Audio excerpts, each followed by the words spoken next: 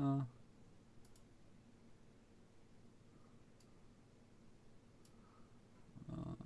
why is it okay?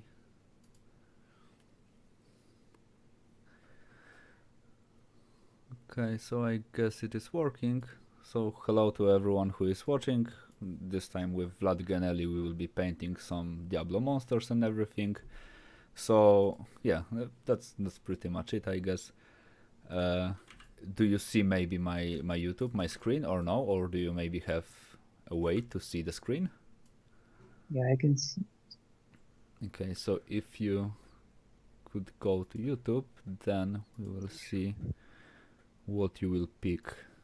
So basically it's from A to L and from 1 to 7. So basically pick a So combination. those are the ones you did, right? Yeah, we did those with Naimul. Like one quadruped dog is already finished, so one less to do. I will... And I gotta pick, or Yeah, yeah. Just pick the letter and the number, and we will see what's underneath it.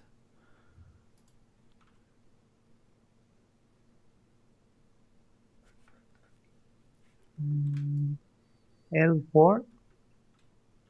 L4. Okay. Here. Oh, familiar. So kinda humanoid. I will send you the mini on your Facebook, and it won't be easy. It has wings. Have you ever done this type of stuff, like reworking something from the sprites? Oh my god, no. What is that? A bunch of pixels. Yeah, but it's kind of cool. I remember like back in the days, like 4 or 5 years ago, I tried a challenge because I guess Jazza did this type of challenge where he posted some different like sprites, and he wanted folks to redo them. And I have done one from the Castlevania, I guess. It was like some sort of a leash or something like this, but it was quite cool. I really enjoyed like working from pixels. Hmm. For the pixel art, have you ever done any? No. Ever thought about doing one? Pixel art? No, I don't. I don't really enjoy that. Kinda tedious, I guess. Can be. I don't even know how you do it. As far as I know, you pretty much just sit on like a 100 per 100 document and just make dots, and that's all.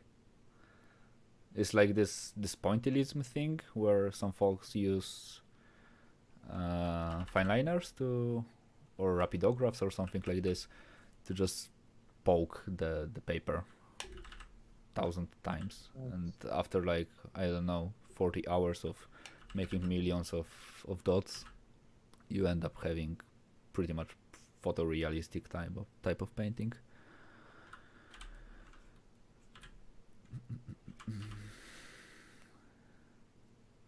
And for monsters in Diablo, do you have any favorite beside Diablo? In all the games. Yeah. Um, I remember I really liked Asmodan from Diablo 3. It was right. Like, Asmodan was one of the coolest. yeah, he's got the tongue like coming from the He had vertical mouth, if I remember correctly. his tongue is not coming from below, it's coming from above or something like that. I thought that was really cool. True. Ah no, he had normal mouth, but it was split to the top, like inverted T letter. Oh, nice one. Skeleton King was pretty cool as well. Leoric. Okay. You are already drawing, right? Because something lagged, I guess, on your. Okay, it's working. I thought it was lagging. Yeah, Leoric was my absolutely favorite monster from all the bosses and everything. Like the Leoric chamber was my absolutely most favorite Yeah. like area ever. Especially when I was like just a kid and just venturing there and like having all these skeletons everywhere, like shooting at me. It was my absolutely most favorite boss. But I didn't really like him how they made him in Diablo 3. It looks kinda kinda cheesy. And I didn't like the idea they changed the sword for the mace. Yeah. I remember a lot of stuff in Diablo because I think mostly I played Diablo 2.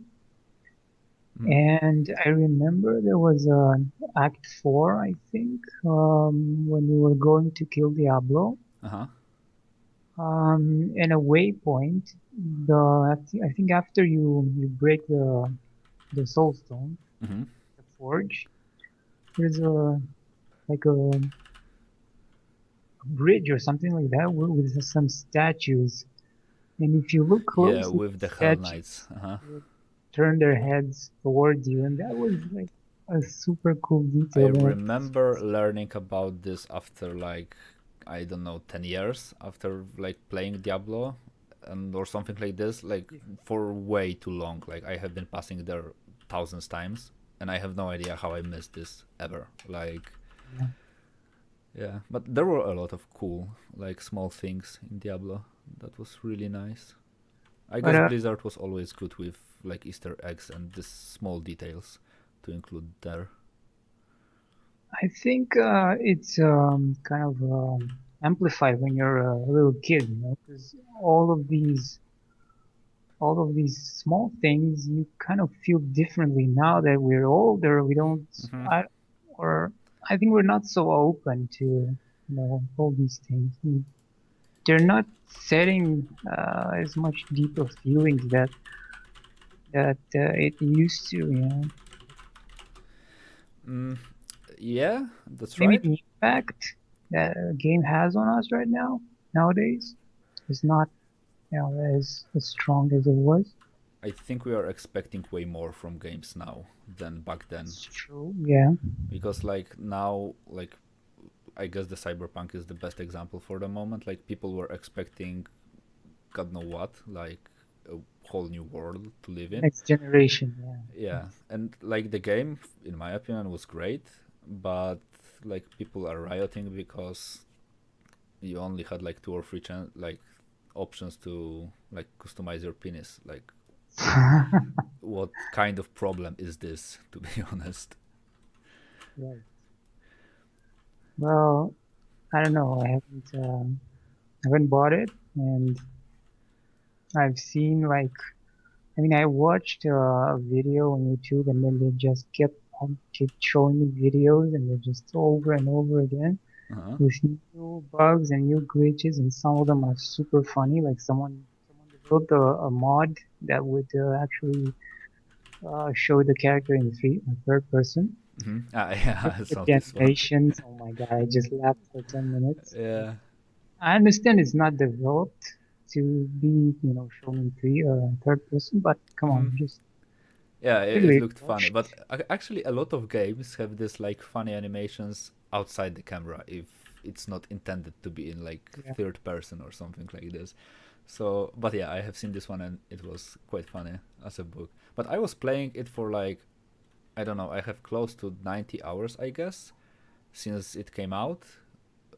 The vast majority of these hours I played for like 1 week after the release, and for my first playthrough I had like actually zero books. Like it was not a single book for me. So I don't know if I had like some sort of an extreme luck or what, but it was not buggy at all in my case. In the second playthrough, because I started playing as a nomad in the second playthrough, it kind of I got some bugs, but it was like sometimes some character did a T-pose or something glitched in the texture. Like Nothing just nothing really cannot game breaking, to be fix, honest. or just you'll seen a lot of people just driving a car and suddenly they go off in the space.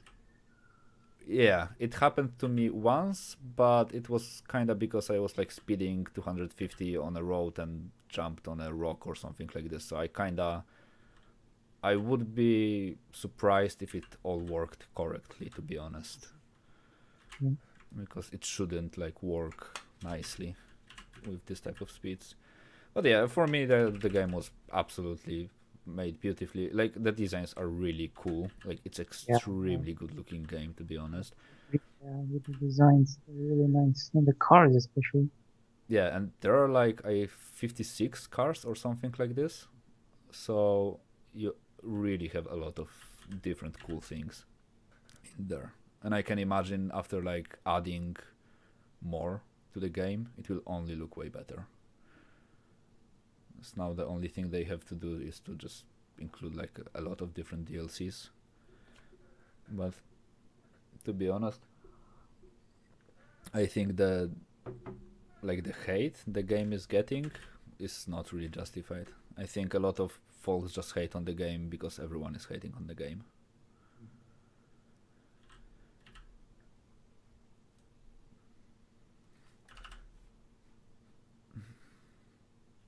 Yeah, and also going back to Diablo for a bit, because also of the quality and everything and the graphics, etc.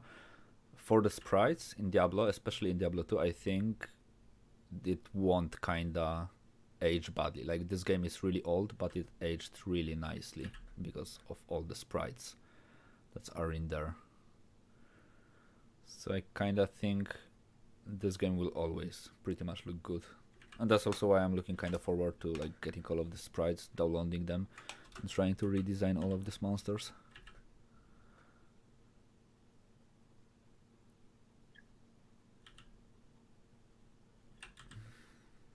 There was a rumor about wanting to remaster Diablo 2, something like that. And they supposedly lost the code of the game. Something like that. I don't know. Yeah, I heard this one. And if it's true, this will be the dumbest thing like from the past century if they have done it. If it is true. I hope it's not. But I don't really think they should remaster Diablo. Like, there's nothing to remaster, to be honest. Just make a patch and add new items, and people will be all over the place,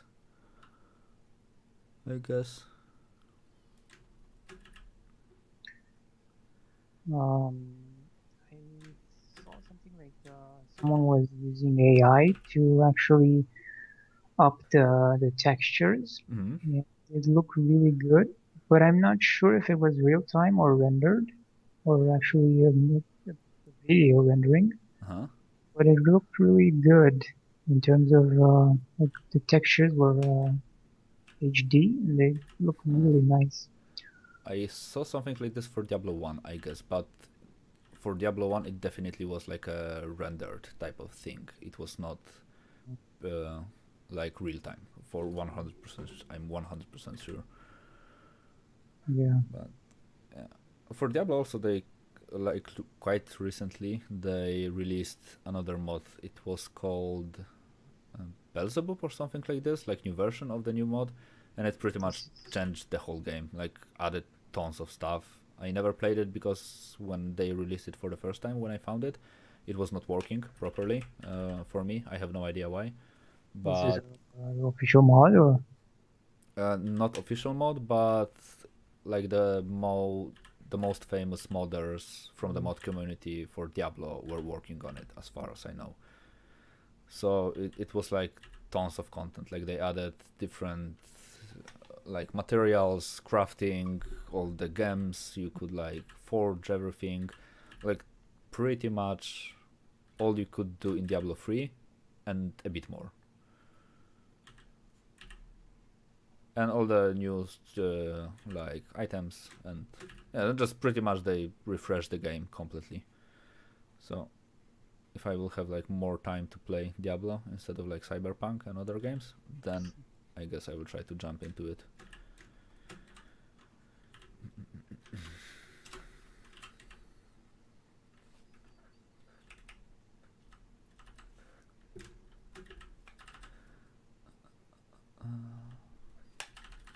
So for this guy, like I can already see you finished like one sketch and you are doing the second one.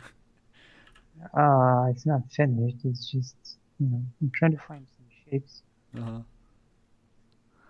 For this one, I guess with every single sketch that I do, I will try to like start a sketch and just finish it instead of like searching for 10 more, because then I will end up with like some random lines on the screen and nothing will be drawn with my speed. I guess it depends on how much you invest in one of those. Or, if you're looking for something, you're not gonna spend like half an hour on a sketch because it's not worth it. So, That's right. and it depends if you're working on finding a shape.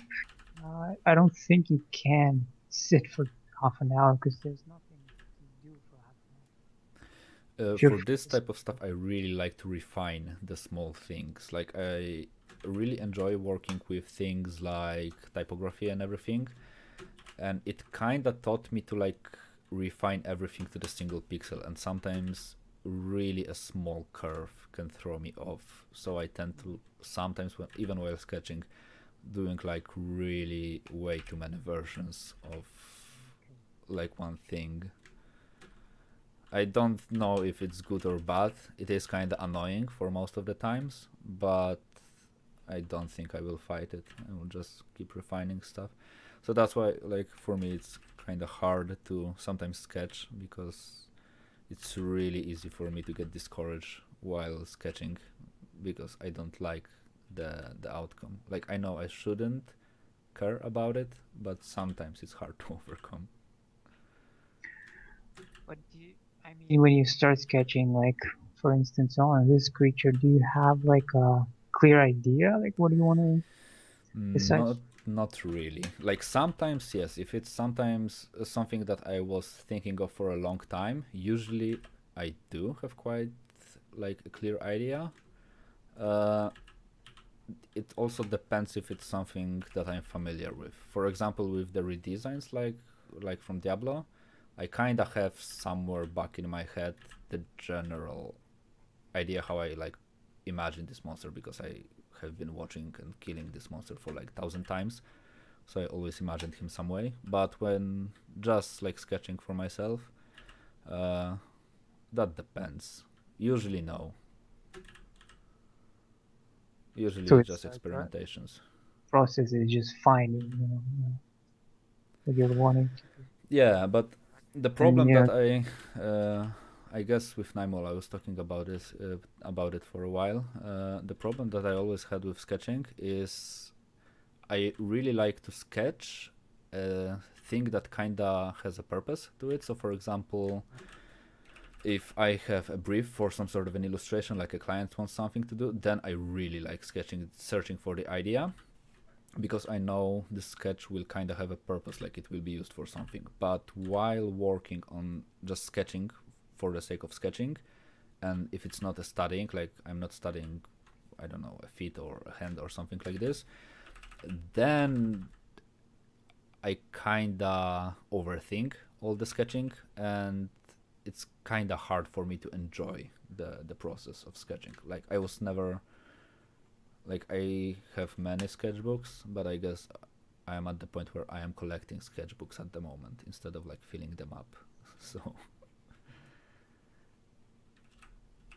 but I don't know. I don't know if it's good or bad. I kind of feel like I should sketch way more because I feel like I am not exploring like my own ideas that much, and that I'm kind of stuck sometimes because I feel like I'm drawing the same things over and over again because like the shape library in my head is not developed enough.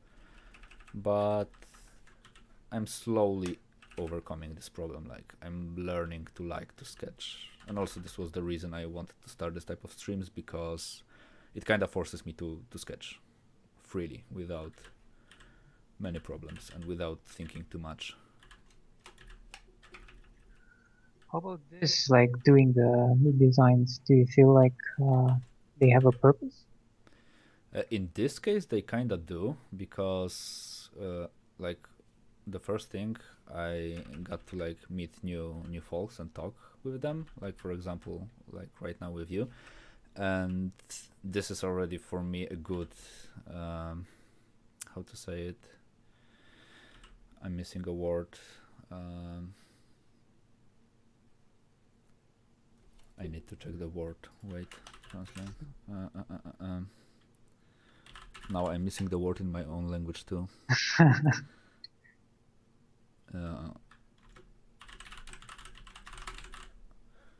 Good maybe excuse, something like excuse, like it's a good excuse to draw, because I really enjoy like talking and drawing and everything. It's kind of hard sometimes to focus, but I like when something is happening while I'm drawing, because when I'm alone when drawing, especially when sketching, I start to overthink things because I'm focusing, I guess, way too hard on all the drawings. So I kind of feel like I felt like starting some sort of a stream like this, where someone maybe will like watch and learn something new, will be the way to like overcome the problems. I guess it's kind of working, because now I'm not really thinking about this guy. I just want him to kind of look cool. So I guess it's working. I don't remember the question, to be honest. I got thrown away from the word. I couldn't remember. My question? Yeah, because like you asked about something with sketching and with design, and I kind of lost it between my thoughts. No, I asked if this is if you consider this. Okay, continue. If it's worth, or if it has a purpose. Okay. For the purpose, it has a purpose, but in a different sense, I guess. It's like not meant to be the best illustration I will ever do. It kinda has a purpose to just force me to sketch and to enjoy things, and because I don't really have to think about the theme and everything if it make actually sense or if it's just a stupid idea. I kind of know, like, I like this monster, I kind of want to draw him. So I guess the purpose is a bit different. The purpose is to like force me without any actual force to draw a bit more. So it's like drawing but having fun. Yeah, and for a really long period of time I had fun while drawing, but I had absolutely zero fun while sketching. Something just like I couldn't enjoy sketching. I don't know why. It just what it was for me.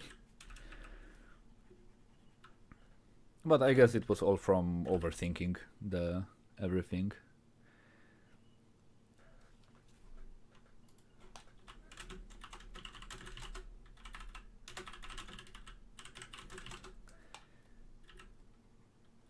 So I will see how it will go. Like, it's kind of, as you said, like the new year pretty much is exactly the same as the previous year. Like, actually nothing really changes, just the number. But I guess I'm kind of type of guy who likes this type of like new year resolution type of things and everything.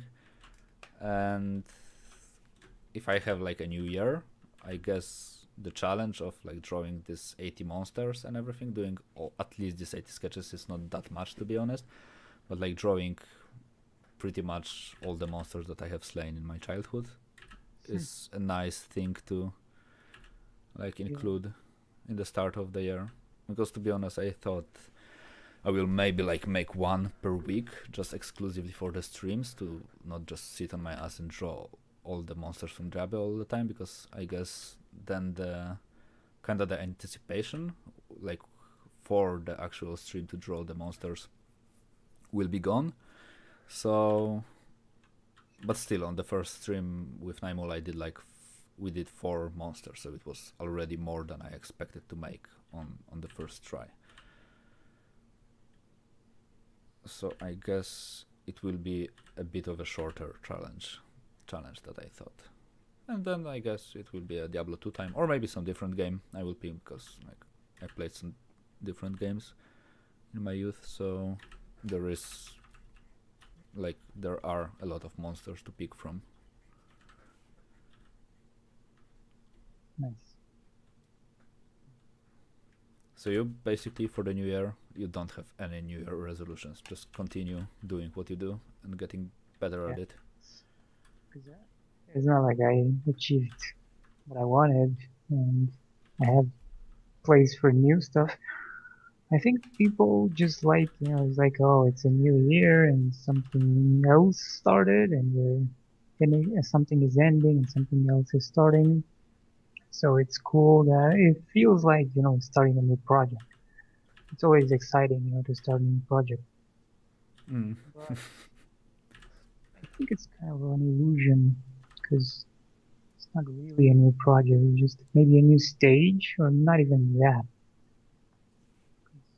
A new stage is where actually something changes, right? You move to another place or something like that, or get a new job, and it completely changes your behavior, your schedules. But just passing the year, it's nothing. Yeah, I once was reading about this somewhere. Like it was some sort of a book about psychology or something like this, or an article. I don't really remember, but it said like people really like even numbers and like clean numbers. So like when you have this 1 1 and the new year, then it looks kinda like nice for the brain. Like brain really likes this type of stuff. So maybe this is the reason why so many people are doing this new year resolutions. And also like you can see what you achieved in the end of the year if you have some sort of a resolution. So I guess it's kind of like a clear benchmark for someone to actually have. But I can also understand why someone like is not really like the new year, new me type of stuff. Like I always like I don't really like the people who are like all over the place with it.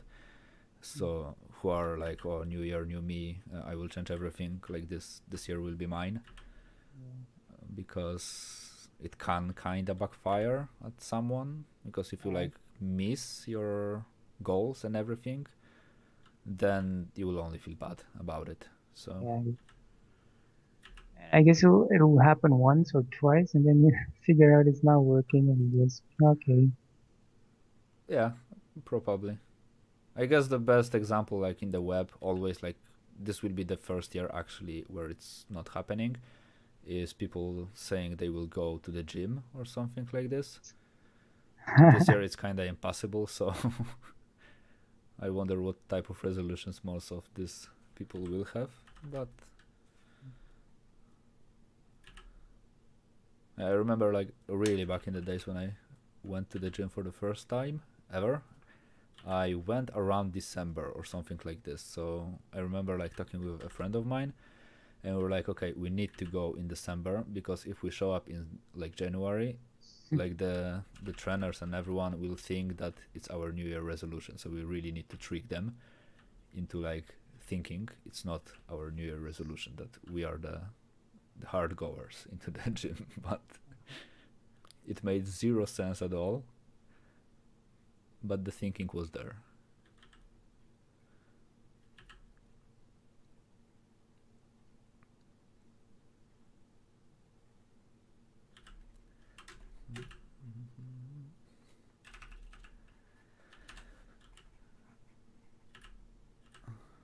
Have you ever drawn anything from Diablo? Like exclusively or not? Oh yeah, yeah. You have it posted in your sketchbook on Crimson Daggers? Sure. I don't think I have ever seen anything from you, from Diablo. It was Demon Hunter. Oh, maybe I saw this one. It's pretty old. Yeah. I think I saw this one. I was thinking more in like Diablo 1, Diablo 2 vibes, but yeah, I forgot about Diablo 3. You played a lot Diablo 3 or not?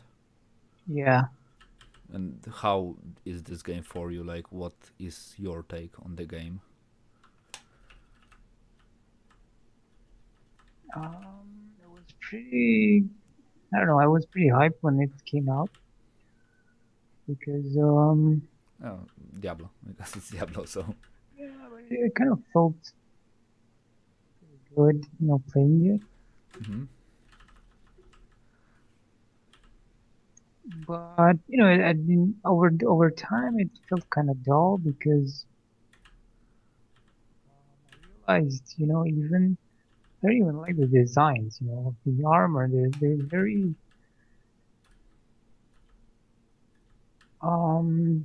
I don't know, crowded, let's say, like so many small details on every single piece of armor. hmm And then there's something, I don't know, maybe it's the engine, the game engine or something, but every time you put something on, the shoulders, for instance, they don't leave a shadow on the breastplate.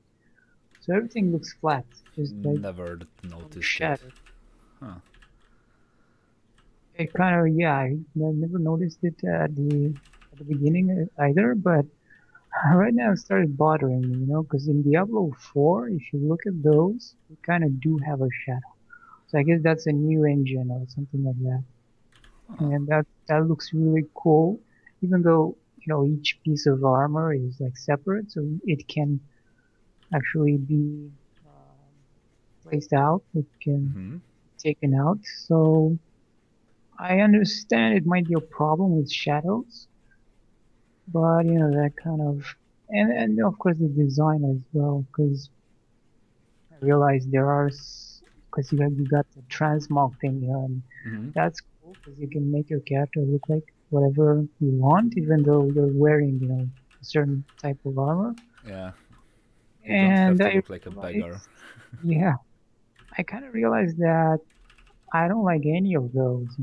Like none of them are really cool enough. Maybe the barbarian had, I don't know if you played, but there was like a super cool shoulder armor, like with some horns, like just some skulls with some Uh, big horns.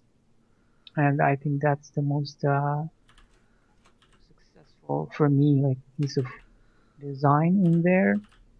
it Other kinda than that, only fitted, I guess, the barbarian in terms of yeah, style. Like it was easy to justify like placing tons of skulls on him. It kinda made sense, but I agree with the designs. They were odd, like in a way. obviously the rest of the characters had the same but smaller designs. So yeah, hmm personally, like I was really hyped when it came out. Also, when I was playing, I was playing a beta for like I don't know how many hours, but I like having achievements in games. Like I really like to unlock achievements. I don't know why, I just enjoy like gathering achievements. And there was this achievement beta maxed, and was it kinda said like just have a maximum level in beta with every single character, and I played for like 20 hours with every single character, achieved the beta maxed. And later when the game came out, it was done in American server, and the achievement was not transferring to the European server. And I was so sad after discovering it, because like a really unique achievement, because not many people like had this achievement back in the days, because it kind of requires some grinding. It was popular, but among the grinders, uh, and then they didn't transfer the achievement, and this was my first problem with the game that I had. And later, when they killed the Arcane, I was like, oh my god, this game is so bad. Like playing the game, like actually playing, it was fun, but for me, it shouldn't be named Diablo or called Diablo. It was a good game, but not a good Diablo game. yeah. But I'm kind of wondering what they will do with Diablo 4, because I kind of feel they cannot, like they're not in a position to mess Diablo 4 up. They just cannot, they just can't mess Diablo 4 up. It will be a disaster for them. So, but from what I have seen at the moment, I think it might be the best Diablo game. ever made. Yeah, I'm saying that with Cyberpunk as well. But, Yeah, um, like now everyone has to be extra cautious with this type of thinking because like the game industry really likes to like mess up recently with pretty much every single thing. Like I guess way too many companies now are trying to please too many like gamers at once instead of like just doing their work, and a lot of I guess companies try to be too correct politically and everything and try to appeal to all the like different trends from Twitter and everything, and it kind of ends up in a weird type of games, like weird decisions to make. Like I kind of would like to see a like a triple A game, like let's say apart from the Cyberpunk that was like purely done like from the passion with like 100% ideas without like scrapping anything because of the marketing teams or something like this. I don't know if it's really if it's really happening to like a huge extent, but as far as I read some articles, it kinda does. That they try to remove a lot of content because like someone might feel offended for it or oh, something really? like it. That's what happened. I guess yeah, like I guess the easiest thing to see with all the movies when and for example the Netflix, like I don't have problems with like having black characters or gay characters or whatever. Like fine, just let them be. There are people and everything, but I don't really like the changing. For example, I guess in The Witcher it was the most visible when they like changed white character from the book into a black character because of like political correctness and this type of stuff. For me, it is kind of like lame in a sense to do this type of stuff. I can understand why it's happening, but sometimes I think they shouldn't do it to this extent. So I can imagine like in games the same thing happens a lot of the times. I guess the Last of Us 2, it was like a huge debate between people like you played The Last of Us 2? I understand there's a main character is gay or something. Yeah, there was the character. I guess yeah, that's the first thing. But in my opinion, it really fit the character. It was, in my opinion, this was actually a So, good decision made by them because it actually fit the character for me. But a lot of people were having like problems with the other like main character, the secondary main character, the Abby, for being like a muscular girl. Like people were like batshit crazy about it. Like why? For me it was a really cool character. I really liked her as a character. I think she just looked cool in the game, and people like were all over the place and was just trying to bash it because in this case they thought it was she was like put there to she like represent male. yeah to like please the masses and something like this. And in The Last of Us, they did it purposefully and it fitted. In my opinion, it was a good decision. But a lot of companies, I think, are trying to put this type of characters just for the sake of them being there, without like really anything bringing to the table. So I don't know if I am okay with this. I think I'm not, and I think they like creators should justify a bit more their decisions and don't follow this type of trends anymore. I guess in the end it will like give better products for the people to play. You are playing anything at the moment? Any type of game? Um, I am still playing Apex Legends, Uh-huh. but just 1 hour at night. Um, not much other. I tried a few adventure games. Like I like enjoyed adventure games. Mm.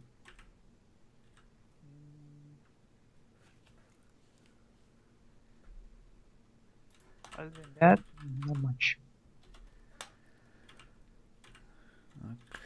I am now like only playing Hunt Showdown. I guess you would visually. I don't know if I told you about the game No. on the art talk. Yeah, the Hunt Showdown.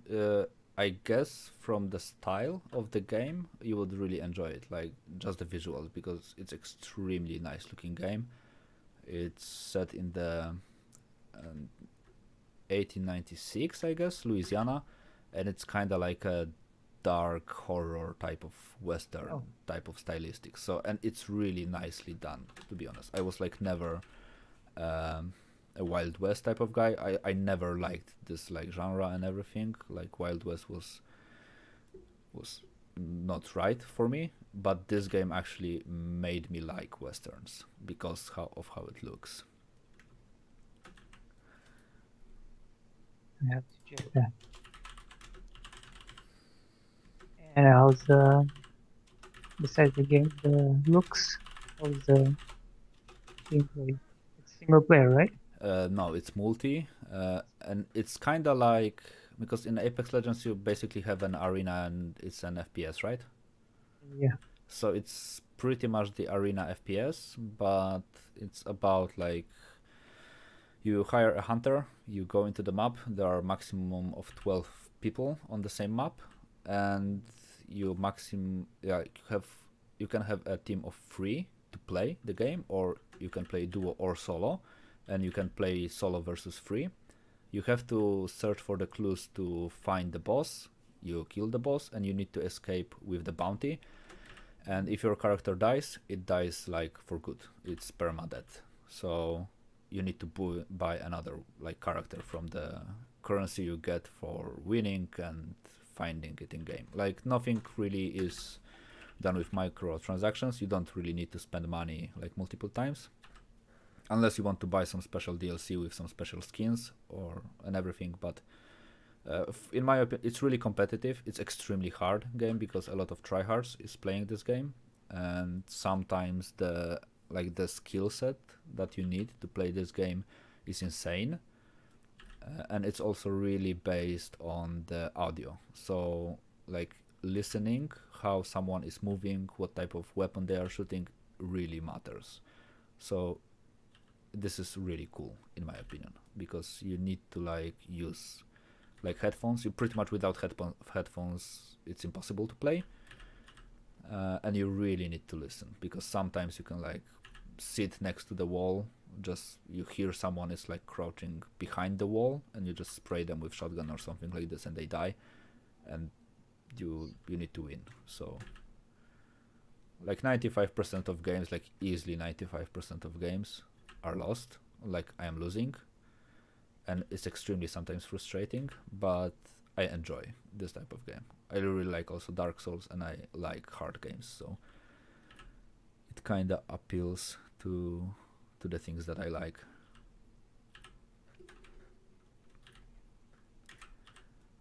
But even from the visual, just like looking at the game, in my opinion, it's really nicely done. Also the concept art is extremely cool, because recently I was searching for a lot of different cool concept arts, and for this game the concept art is outstanding in my opinion. Later I will send you the links, so you will check it out with all the cool things. Also the music, the OST from the game is also really cool. Like a simple humming and hitting the table or something like this with hands and clapping, but done in a really like this mysterious dark manner. So it's a really cool thing.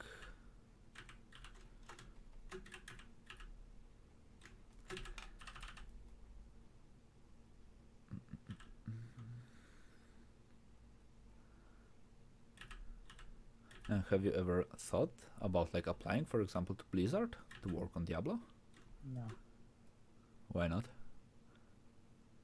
I don't know. I'm not sure that they're looking for anyone. I guess to like design some sort of a monster, maybe for like one-time opportunity or something like this. Maybe they will look. Maybe they are not even know they are looking for you.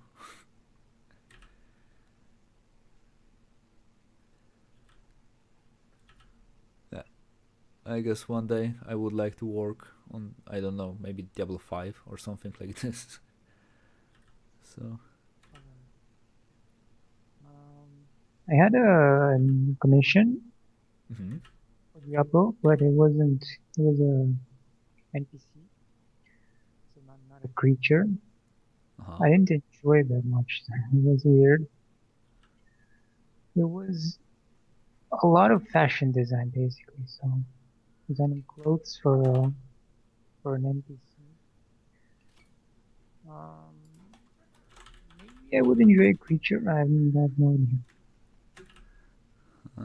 And if you had to choose like to design an NPC like human character or a monster, what would you choose?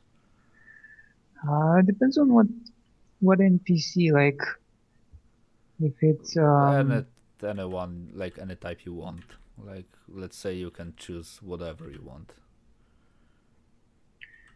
yeah, then probably an NPC. Ah.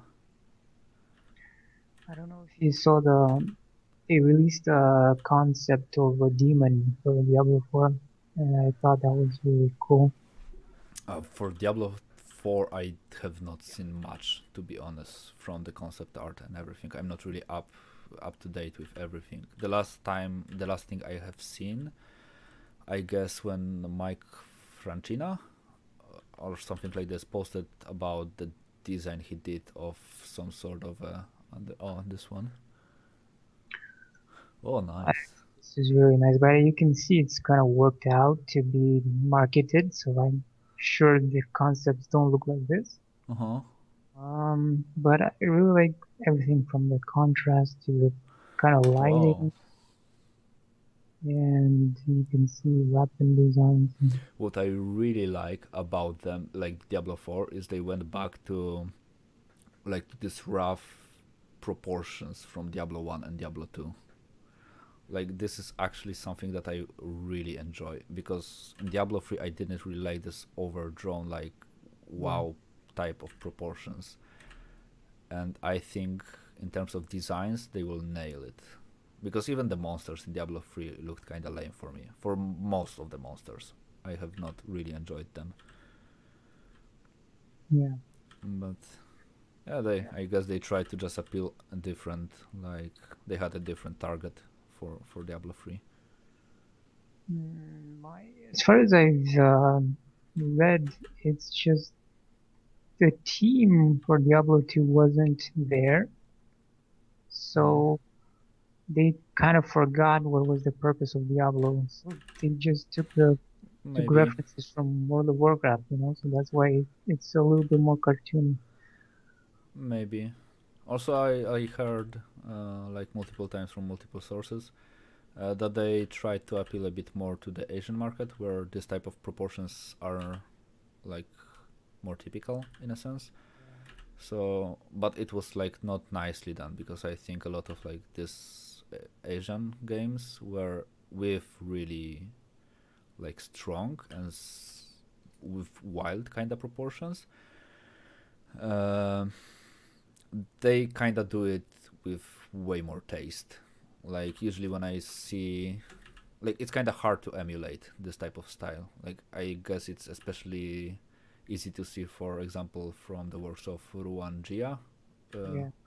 that he has this weird way of painting, and you can see this way of painting a lot from a lot of different like Asian artists. And I kind of don't think people who are not born in this culture are able to like emulate the style that well. And I guess this is kind of what happened in Diablo 3. I don't know how many like artists from Asia worked on Diablo 3, if any, but it kind of looked like they tried, but it did not really work out the way they intended. I believe the new Diablo Immortal they're trying to develop is definitely Mm-hmm. in that Asian culture and stuff like that, mobile.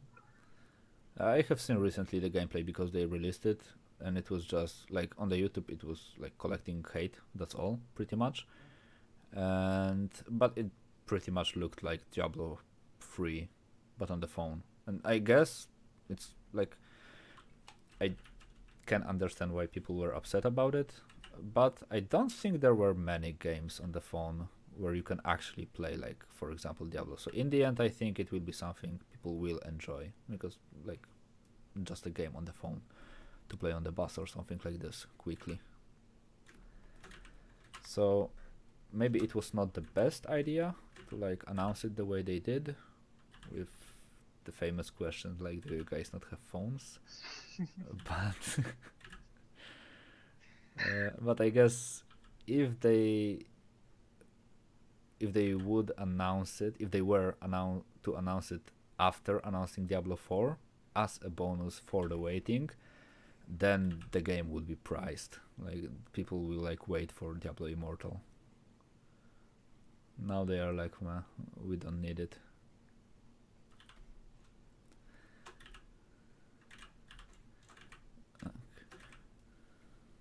Do you want to like randomize the next monster? Already? If you want to. Like, if you don't want to, I can like continue doing mine, because usually I am the slow one with this type of stuff, but I'm getting closer to like finishing the first one, because I'm also doing it in black and white, so I am avoiding color, so it's a bit easier for me. But we can continue doing this one then. I will do the second one. It will be my second monster then. You can choose this time. You can choose the second one. Okay. You will choose because I have like the general idea Ah, what is where, okay. like not really precise one, but I can try to aim into the certain monster. So from A to L, 1 to 7.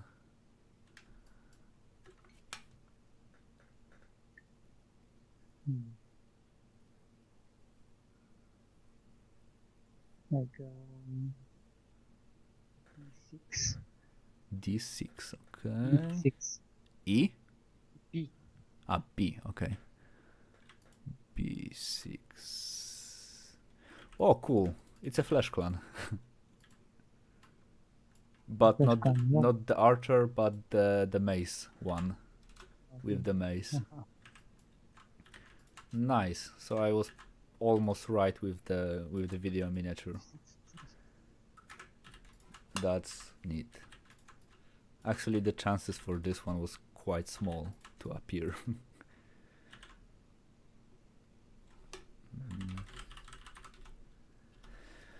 Oh, cool. I have no idea how to draw a goat. Nice. I have sent you the miniature for this one.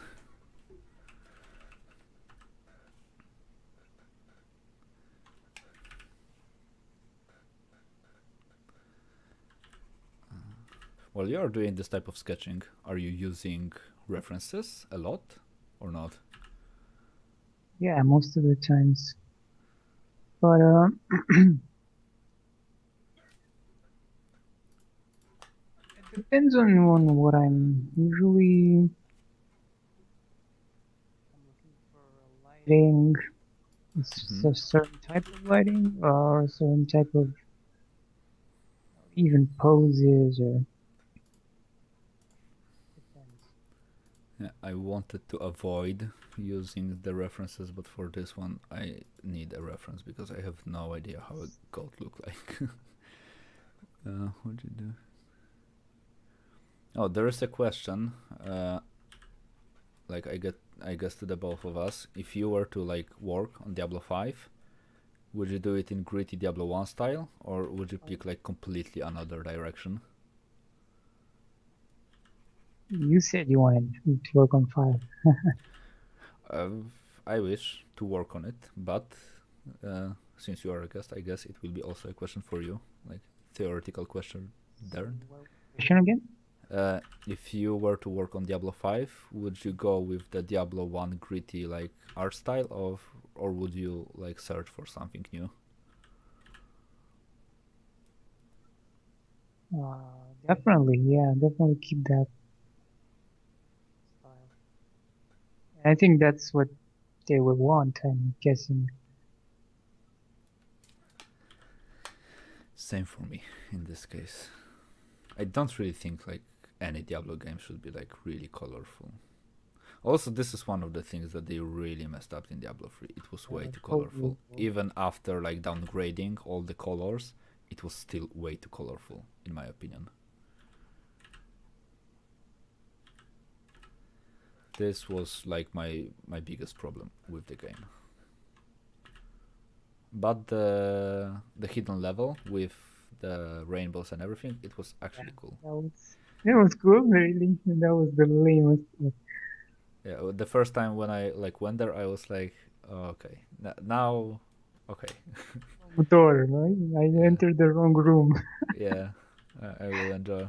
Like I will allow it. I will not moan. It was fun.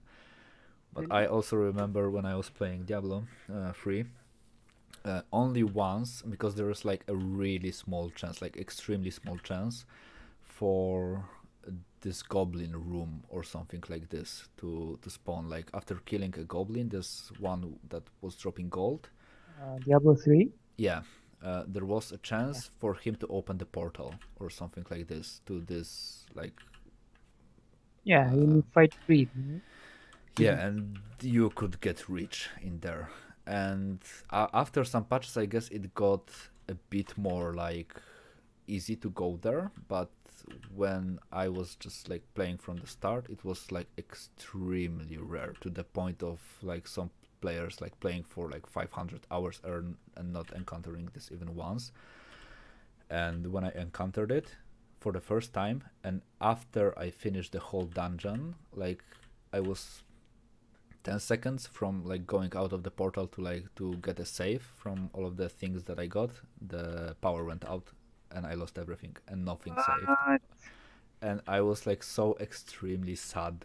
Then like this game wanted me to drop it. Like it wanted me to not play it. It wanted me to hate it. So the amount of bad luck I had with this game was way too much, way too big. Yeah.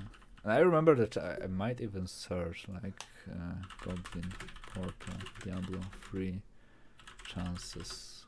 What was it? Later on, you just put a ring in a cube and then you open a portal.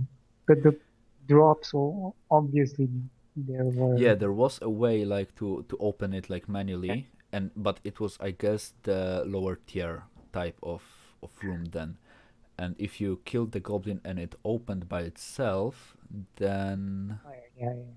then it was Yeah. like the ultimate. Last time I played, they introduced the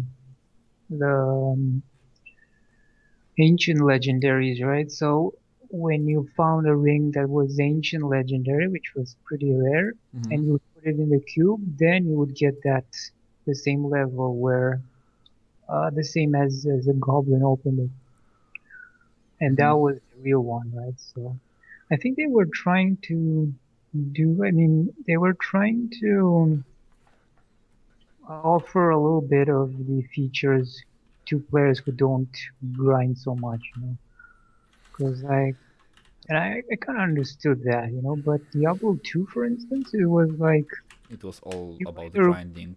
yeah, you were either playing it or just don't, because there's no way around it. And Yeah, it was like you can play a game, you can go to the hell difficulty and then like decide, okay, I have enough, like everything kills me in here, and just try different character. But I guess the all the Diablo hell levels and everything, it is just done for like the some players, like the most grinding ones who are really willing to put the hours into the yeah, game. Like there was this guy Debrunski or something like this on YouTube, and he is playing a lot of Diablo. And on his channel, you can find videos like, uh, "Look what I found after 10,000 Mephisto runs," or something like this. And I was like, I don't think I have even seen Mephisto in my life 10,000 times, and he did 10,000 runs just for this one instance, or like 1,000 Duriel runs or something like this.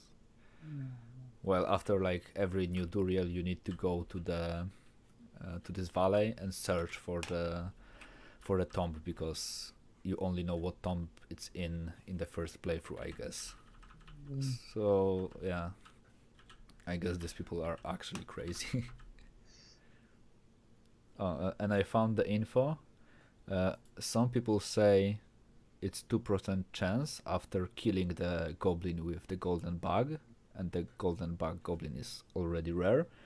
And one guy killed over 500 of these goblins and have not gotten the portal. So it might be extremely hard to get. If like you need to kill one monster that is a rare spawn, kill 500 times. So yeah. I was lucky, but later my luck was pretty much contained completely. So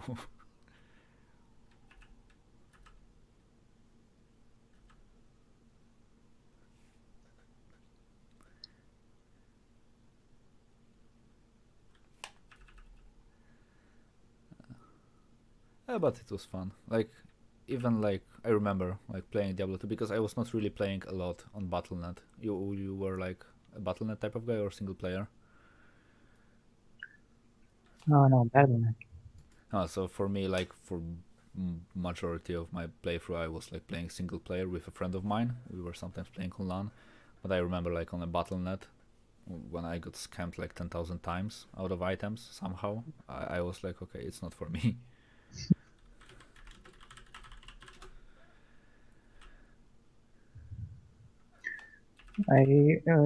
The PvP aspect again was pretty, because people were just joining your game and would just turn hostile. Mm-hmm. That was very scary, especially on hardcore.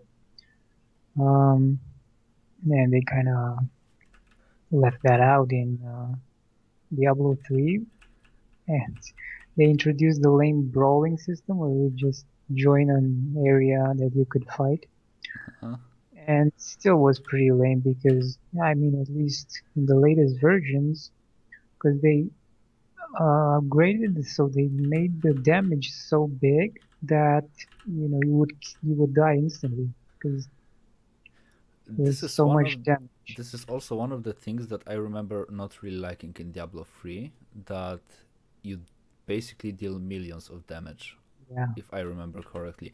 I never understood the games that had this wild stats of like level 1 like axe or something like this deals 157 to like 451 damage. Like the 7 or 2 in the end would do completely nothing, and then you end up with a weapon dealing 10,072 to 400 something whatever, and it always like threw me off. I never felt like I got a powerful weapon at any stage of the game, but when I start with a weapon that is okay, it's a shitty weapon, it does like 1 to 3 point of damage, and then I like find something that has double digits as a damage, then this is a powerful sword for me.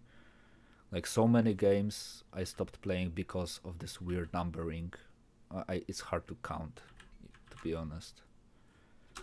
And Diablo was one of the games. It also was a huge problem for me. I don't think they started that way. They kind of made more and more higher and higher numbers I with don't really remember the numbers, but I remember it was not hard to go into thousands without any problems. yeah. Like it definitely quickly, it was rising really quickly. Maybe at the beginning now, but yeah. Also, the other thing that I also can kind of understand, kind of similar to the things you said about the legendaries, way too many legendaries were dropping in Diablo. It was too easy to find legendary stuff. It's just you kill something and everything is like orange, because legendaries were like laying all over the place. Yeah. Again, I think it was for the occasional players to have, experienced legendaries as well. And that's why Probably, yeah. they actually introduced ancient legendaries, which for me were the actual legendaries, the rare ones. I was not playing when it Yeah. came out. Like I played for a bit and for like a year or something like this. But yeah. Mm.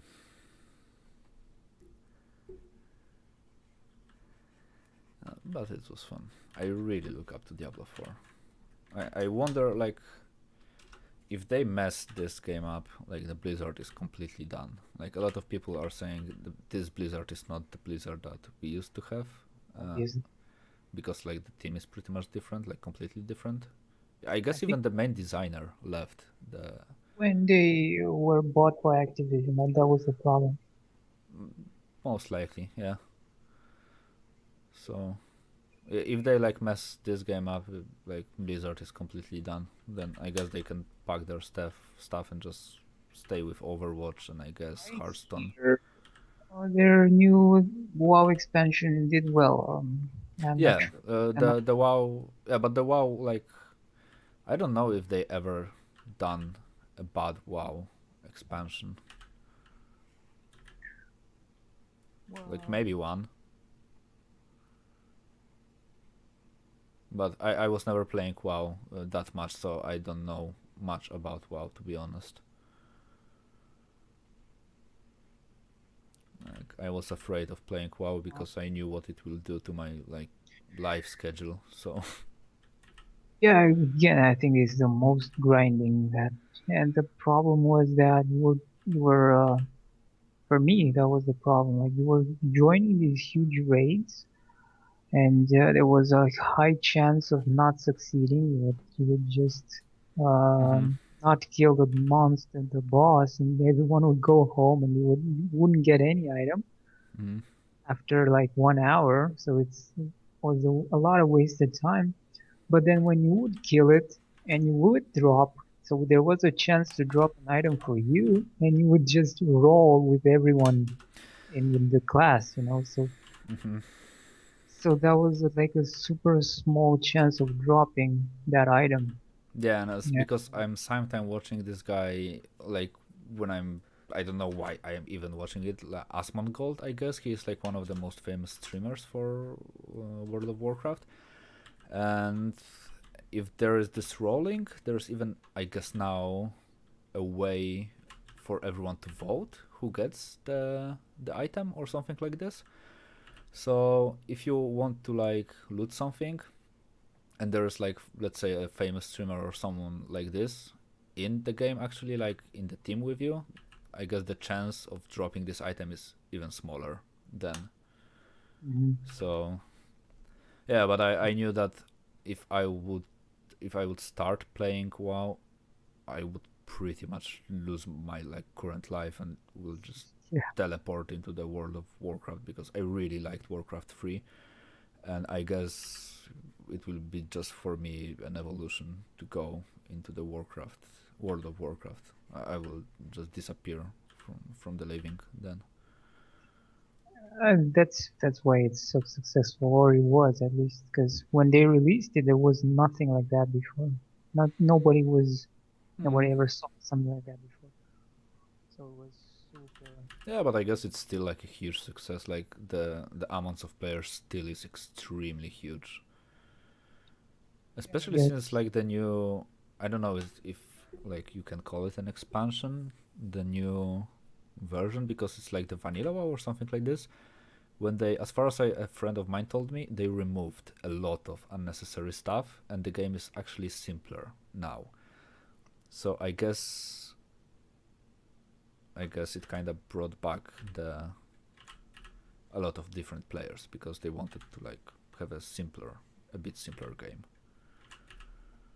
So I but to be honest, there are not that much of like this massive multiplayer online games, l- like big as WoW. I guess there are some, but not that many. Yeah, the problem with making it very simple is that there's no skill involved, you know. So if someone has the latest sets, Hmm. they can just go around and kill everybody. There's nothing you can do to them, right? Hmm. So Maybe. in other games, you know, like you even if you don't have, you know, the latest armor and stuff, like let's say Elder Scrolls Online, you can actually kill someone that has super high tier gear. But if you're experienced enough and you know how to move and how to cast those spells, Hmm. you can actually have a chance, you know. So in WoW, there wasn't a kid would come in with the latest sets and would kill anybody. Hmm. So like, you know, as far as I remember, So it pretty much was like valuing grinding, to be honest. yeah, Yeah. Also, this is the thing that I really like in Hunt, the game I told you about, because this game is made in a way like since you all your heroes like will be dead at some point. There is no way you are going to keep a hunter for a long period of time. That is pretty much extremely skill based. So you can buy more expensive guns. For example, you have like a bigger, more ammo or like a stronger damage or something like this.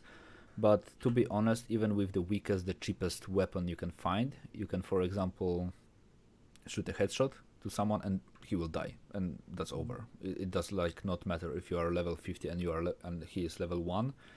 Uh, if you die, you die. Pretty much everything can kill you. So this is the thing that I really enjoy in it. It is just really skill based game. Really rarely something happened in the game when I was blaming the game for like not working properly. And for like for almost 200 hours, only once I reported a player because I'm 100% sure he was cheating. Like there was no way he killed me in the way he did. So yeah.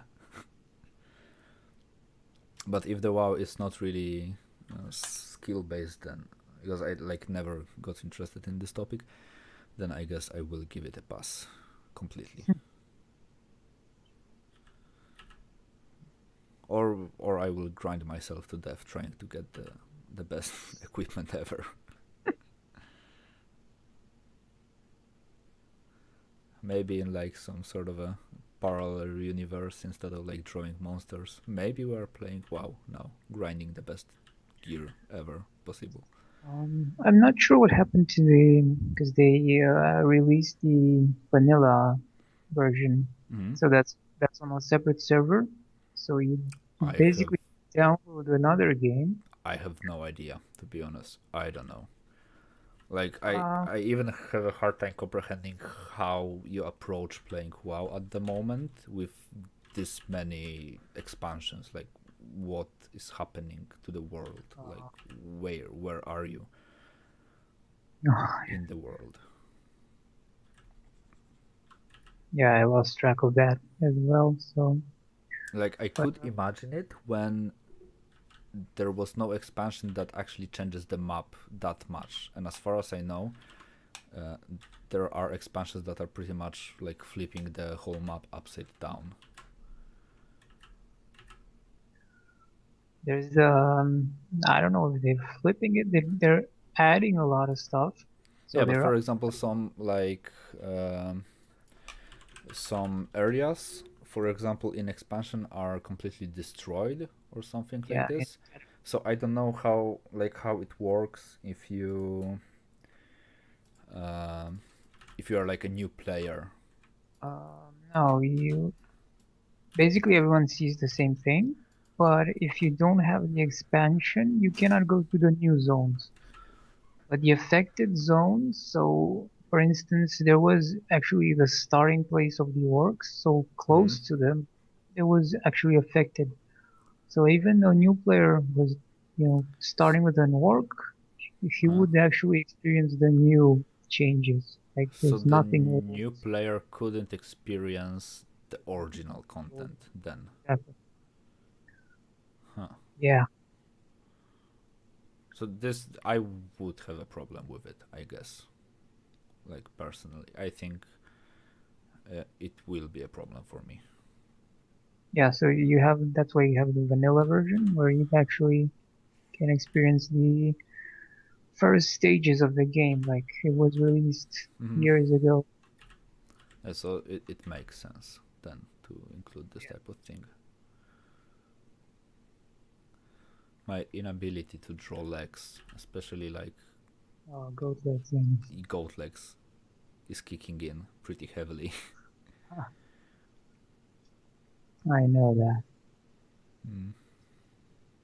Yeah, I mean, I guess since I'm following your work for quite a time at the moment, I can easily say like the amount of like legs and studies of the legs and the pelvis area and everything that you have done is probably bigger than every single drawing together that I have done ever. Like there are more of the studies done by you, so I don't really I won't believe you have problems with drawing legs, but Goat legs, yeah. Normal legs, So the problem isn't like, and you can see this. This looks really wonky, like the pixelated version. You wouldn't want to draw the leg like that. But the problem is, I think, the lower leg, right? So what happens there, not necessarily the upper leg.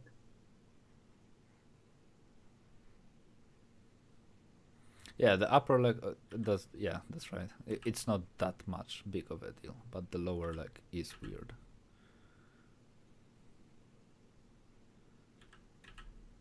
Yeah.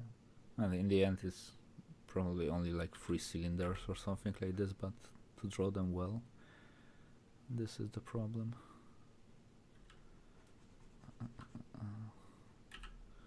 And for the projects that you are recently working on, you have something new that you can talk about? Something cool? Nothing really.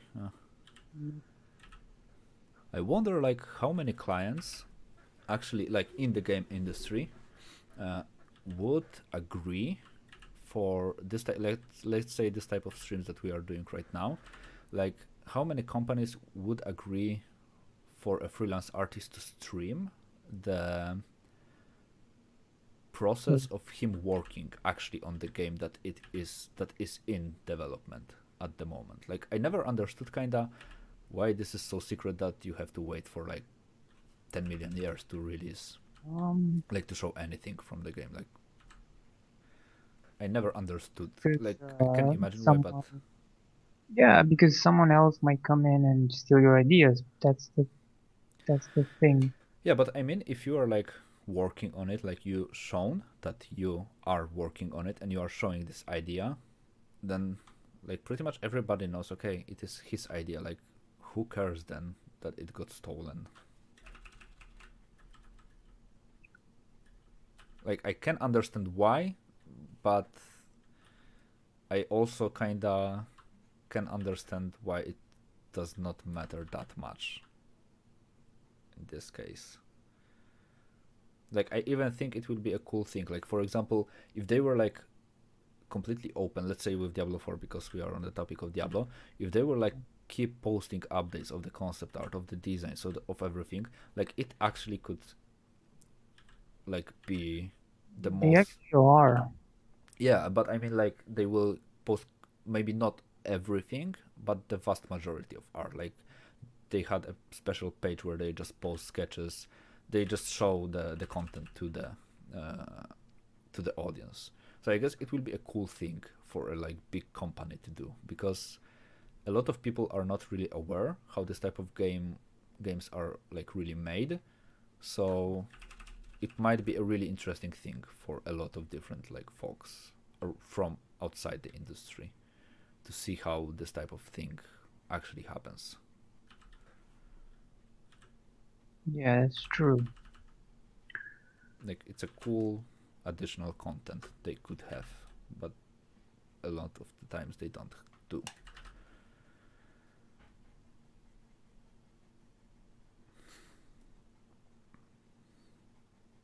When working on Diablo 5 in the future, I will force Blizzard to allow me to stream everything. So I will be the first one.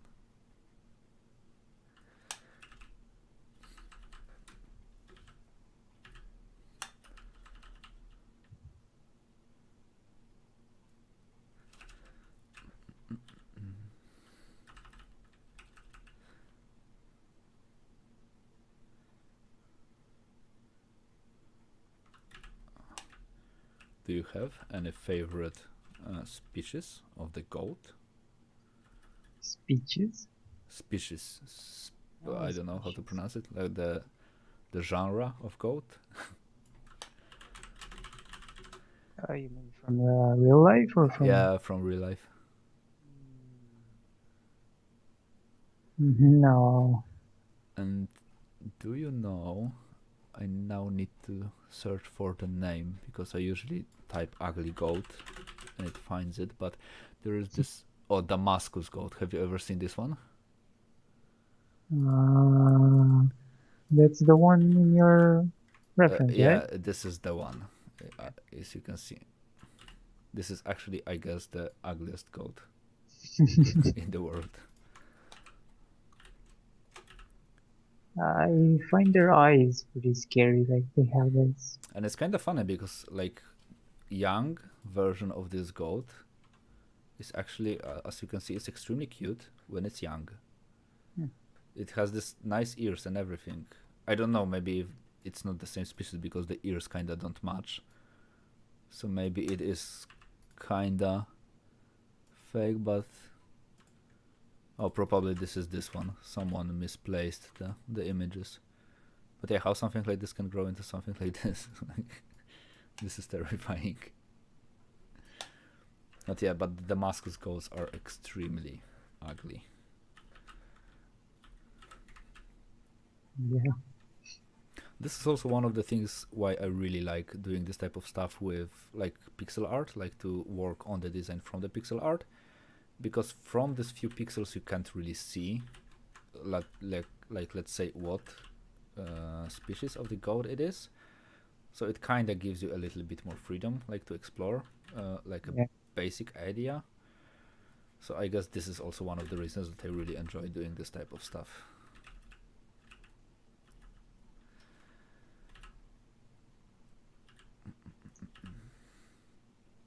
And have you ever worked on something where you were not doing pixel art, but it ended up as a pixel art? No. How could something end up as a pixel? Like you are doing a concept, like let's say in a real proportions and colors, and some other artist is translating like your concept to the pixel art. No.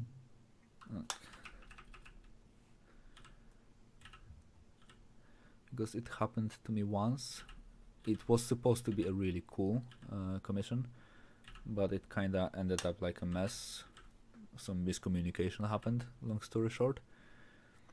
But I almost saw some designs like done by me by hand, like drawn, done as a concept art, like a pixel art. And I was really interested how it will turn out, but it kinda blew off. So I was wondering maybe if someone else had similar experience with like concept art, because I would gladly see this type of stuff. So maybe one day I will find someone who actually did.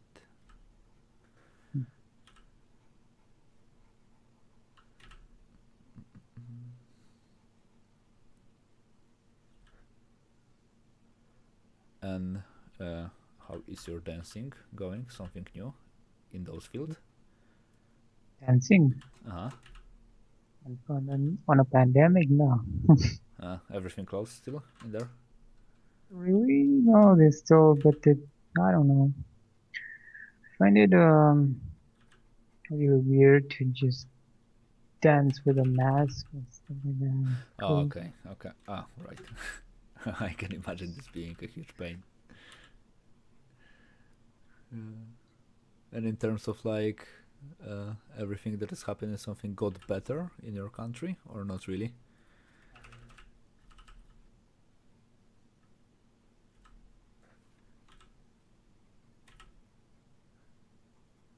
Or pretty much the New Year old country thing? We did get the vaccine, so started delivering to the people. We'll see what happens. I don't know. Maybe some people will mutate and we will have Diablo in real life. We will see. No one knows.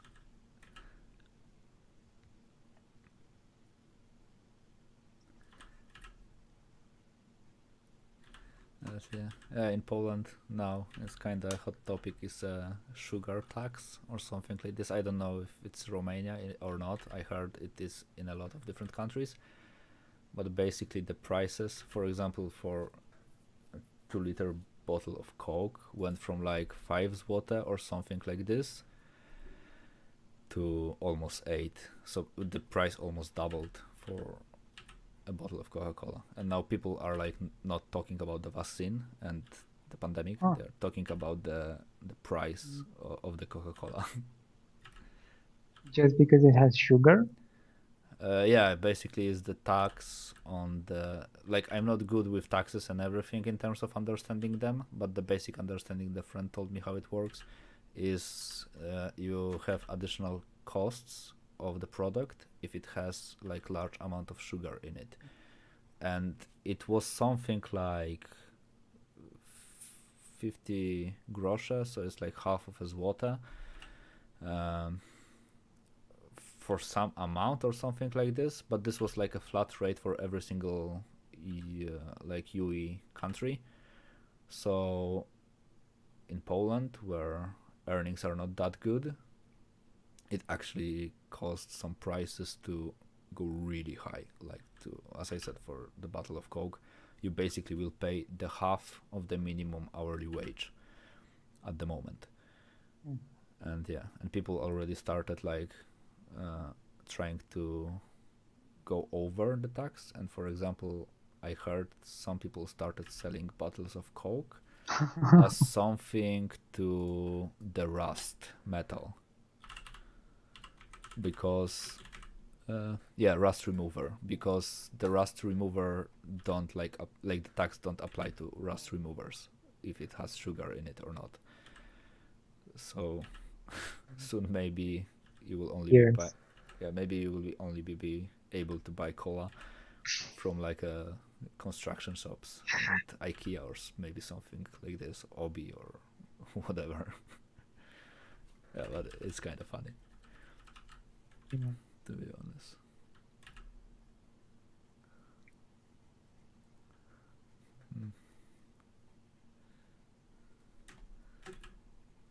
But yeah, I wonder how it will all end up, because this is kind of weird what is happening in Poland at the moment. And how are the feelings, like general society feelings towards the vaccine? Mixed, I guess. I don't know. But like the vast majority is like wants a vaccine, or like most of the country is like no vaccines for us. So hard to tell. Hard to tell, yeah, because I'm not really following that much. Mm-hmm.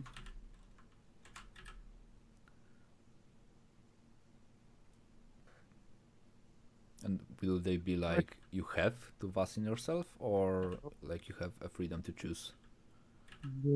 As far as they tell it, it's not mandatory. You have the freedom. Uh-huh. And as far as, talking to people, again, there's mixing feelings. Like some want to do it, some don't. I don't know. Question is, what happens when you don't do it? What kind of, I mean, for what benefits do they have, those who did it, who got vaccinated? I heard a quite cool idea. Like, I don't know if it's cool or not. Like, I'm not against the vaccine, because like usually they provided a lot of good for the society, like at least the one that we already had. But one of the cool things was, I don't know if it will be applied somewhere or not, or if it's just an idea, but to like limit some places for people who are not vaccinated, like if they did not vaccine themselves voluntarily, they are not like allowed to go into the certain places. So like for example, I don't know, maybe a gym or something like this, just like trying to imagine some place where you might be a problem if you are like ill or something like this. But I guess it was like one of the more interesting solutions that I heard. But from the other hand, people might be upset for like limiting their like freedom or whatever they will like come up with in there. But, yeah.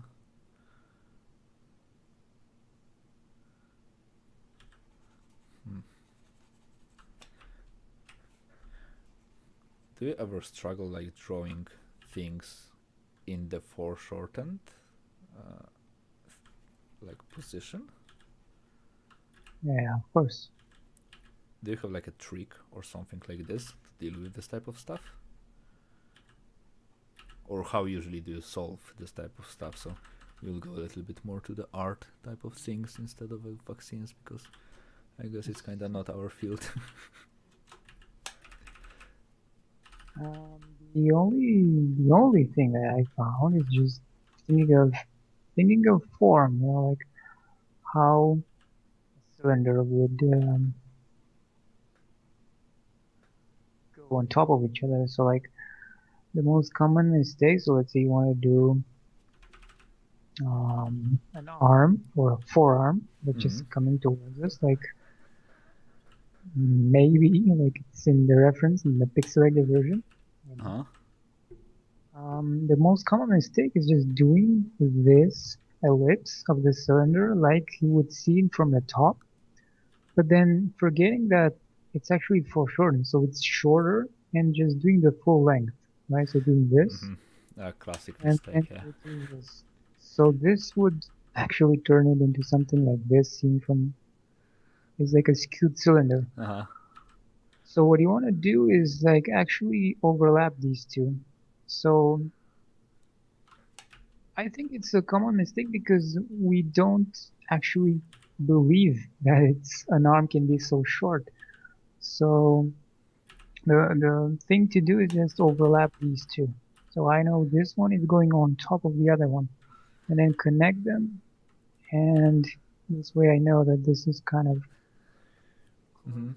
And for because like this is one of the things, like from the geometry standpoint, let's say, I can understand it like without much problems, to be honest. But when the anatomy kicks in, then my brain kind of melts. Like especially, let's say, I don't know, maybe forearms or the quads. Like to draw them in this type of a perspective, it's always a brain melting type of thing for me. But I guess it just comes to the practice and observing all of the shapes and cross sections, how they behave. Yeah, sure. But you know, once you know exactly the geometry of something, I mean, breaking it down into simple forms is gonna help you because this is a cylinder, and you know the quads kind of have like this kind of thing here. It's gonna be like a teardrop, right? And you know it's gonna be somewhere in here, right? So you just put a bulge in here. And yeah, you have to kind of understand how it looks from a different angle. So what's the section? If you have to do a section, like how does that look like and stuff like that. But even a hand, which is super hard to draw in for short, It's to extremely take, stupid hard to actually to yeah, draw.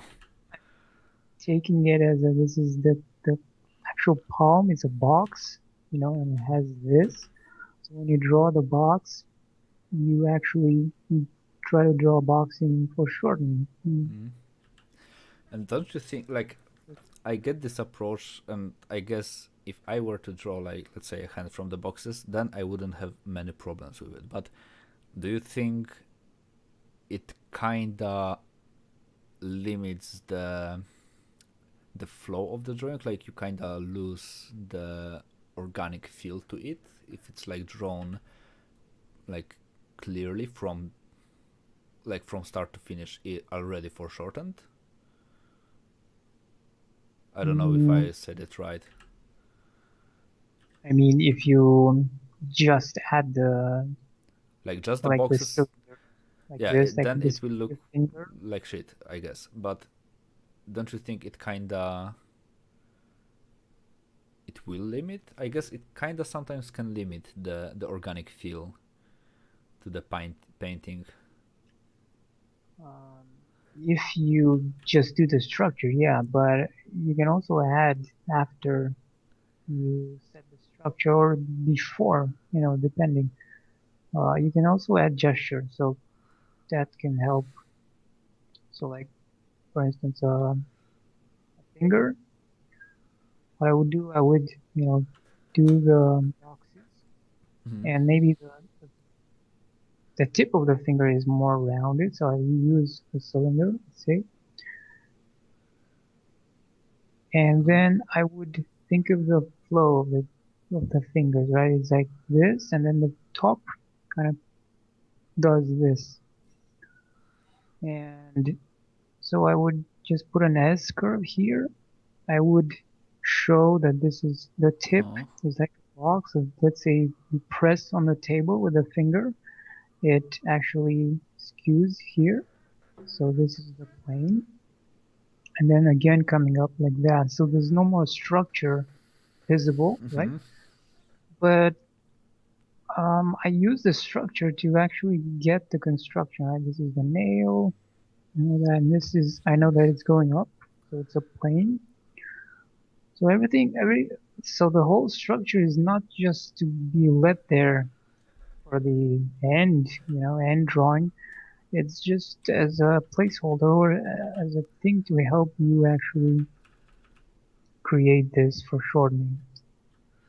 No, because like sometimes I was like kinda like trying to go like all out without like constructing anything to draw this type of stuff, and for really a long like time span I tried to do it this way.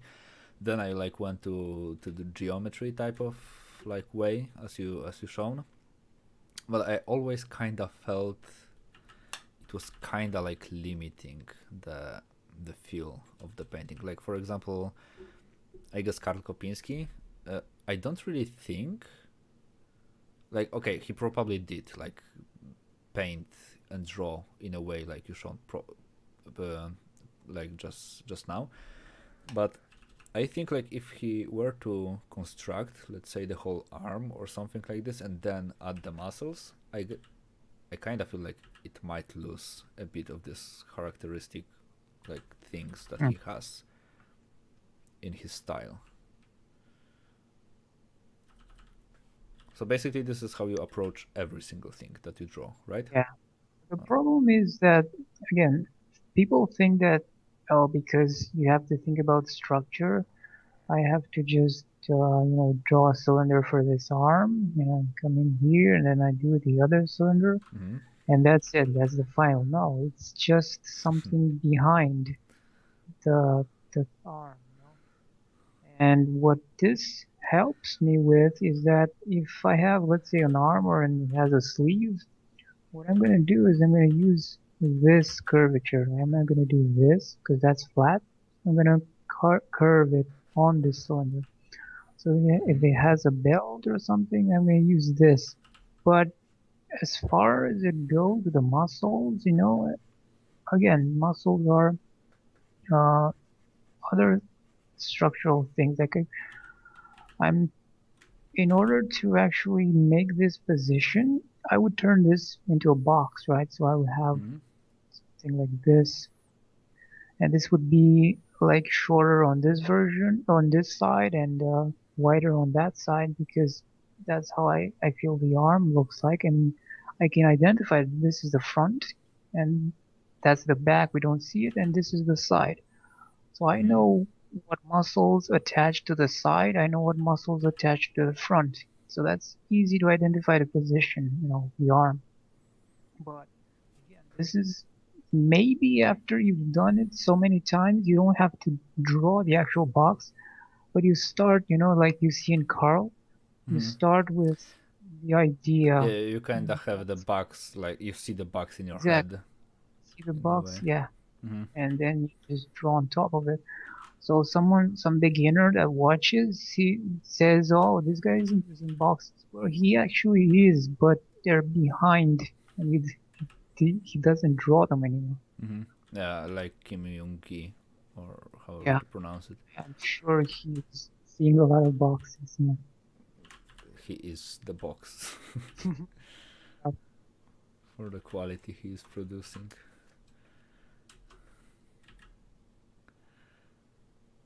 Mm. It's kind of funny because like really a lot of like beginner artists, especially the one that I mostly encounter like in the workshops where I teach, like it's hard to convince now people that geometry matters and it's really worth learning. Like every year I kind of feel it's getting harder and harder to convince someone you need to learn this type of stuff. I'm thinking it's because people have less and less patience, and it's like That's true, this 100%. isn't the end result. It's something you have to do before you get Mm-hmm. into the details, right? And they don't have the patience. That's Have you right. tried ever tried making this fun? Like, I don't know, like even watching Scott Robertson Uh-huh. DVDs or stuff like that is always fun for me because it feels like it's not that hard, like taking simple forms and you Mm-hmm. know uh, building them in perspective. And I don't know, maybe teaching beginners that kind of stuff should involve some fun thing, like Yeah, because I guess you're right, but uh, because I remember like few times I was trying, like I guess 2 or 3 years ago, I tried to like let's say maybe not to be a funny teacher, because sometimes it's just hard to like wake up 8 in the morning and be fun in the next hour. uh, but I remember like 2 or 3 years ago, like some people, the the way you had to talk to the students kind of changed. Like the same things that were working, let's say 5 years ago, were no longer working now. Like completely were not working. So yeah, that might be a thing. And if the funny thing is, even like I know this type of stuff that you need to like do this type of things and everything. For me, it's always uplifting when like let's say someone way more skilled than myself are like showing this type of stuff to like know, okay, so in the end I was not wrong, like it is worth learning this type of stuff. yeah.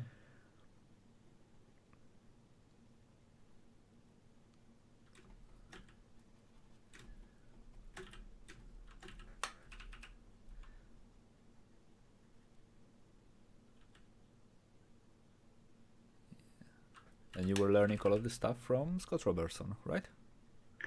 From the books. Yeah. Nice. But Steve Houston teaches it as well. Uh-huh. Scott Robertson uses it on vehicles. Obviously, that's more Mm, like strict. mm-hmm. But if you watch Steve Houston on New Masters Academy, you'll see him use a lot of boxes and cylinders, in his constructions, especially if he's talking about the structure. Mm-hmm.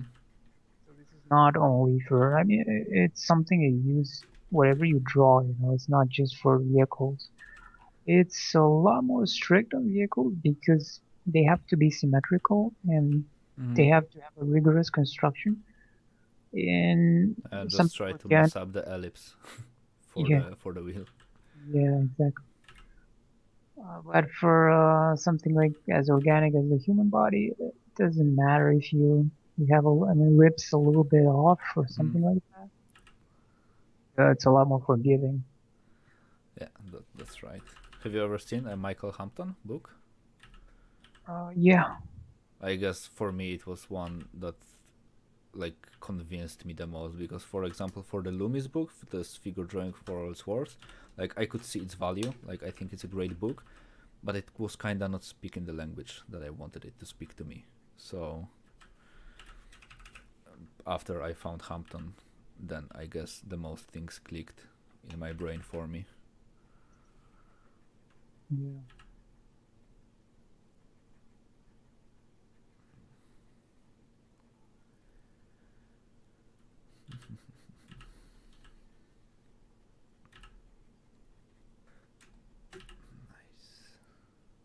And for this type of like perspective practice and geometry practice and everything, you happen to do sometimes, like let's say you draw this Goatman at the moment, you sometimes try, for example, to draw him like as seen from the top or something like this.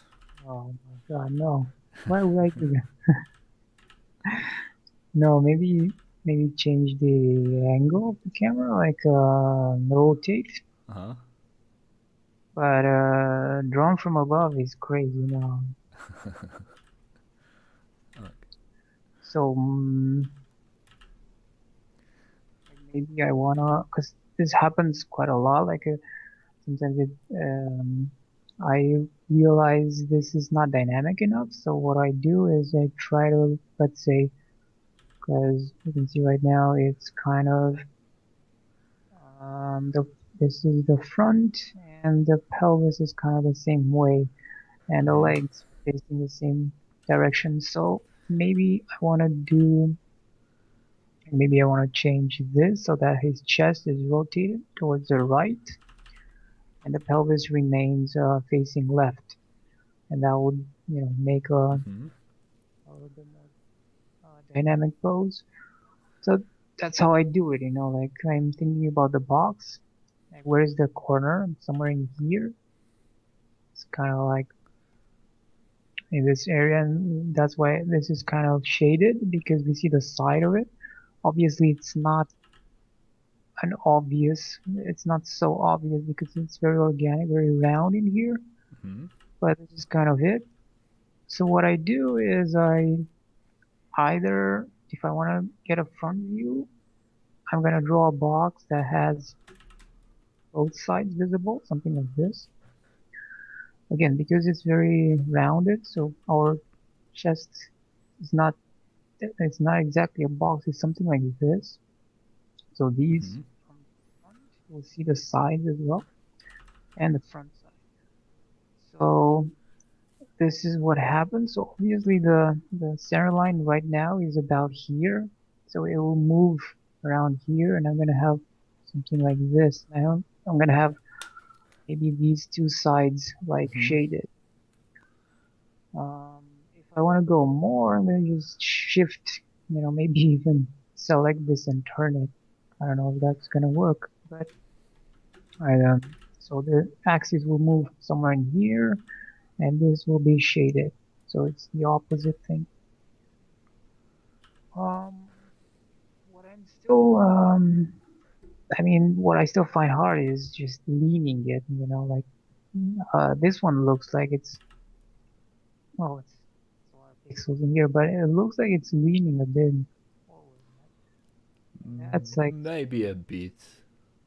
yeah, like for shortening coming. Yeah, but you can always like select the whole thing, Control T it, and just skew it to the opposite direction, so it will not lean anymore.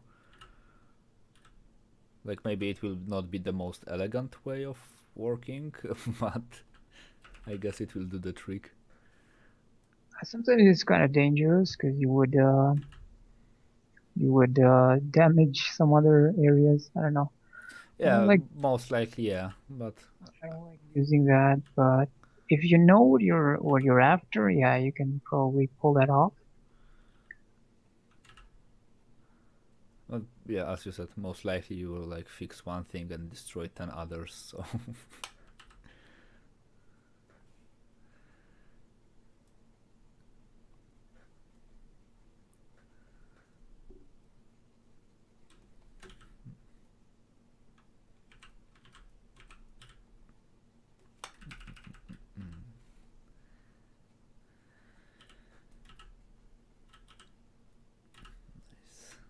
Actually, this might be my most favorite sketch I have ever done of anything. The head is really nice. I noticed you. Oh, so are you just this is a regular kind of thing that you do, like this ink style? No, I decided to completely do this type of thing only for this challenge. It's kind of lame to avoid color because I strongly believe I will shit myself if I will try to paint these things in color while live streaming. But and I'm not really good at it with inks, but I decided to give it a go because I always wanted to learn this type of like drawing. So I found like a brush that I have in here because it has this cool texture, and I decided to try doing it this way. Because do you know? I guess probably I have sent you this artist Naran Batar Gunbolt.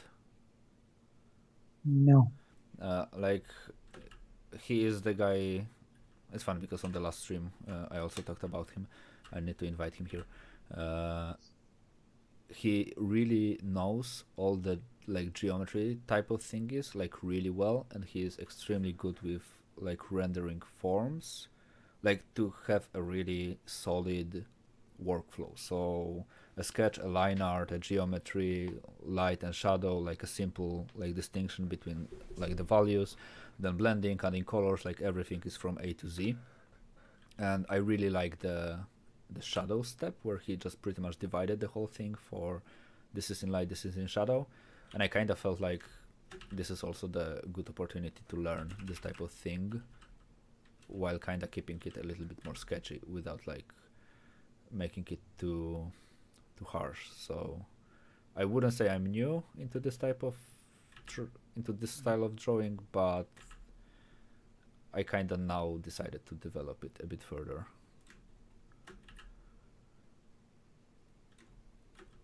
So I will see how it will go, because for a really long time I wanted to learn how to use markers, like pro markers, but I was always so afraid to use them because they were expensive that I always ended up just leaving them in the drawer and they were drying out, and I never learned them properly. So I guess digital ink is a bit better for me. Yeah.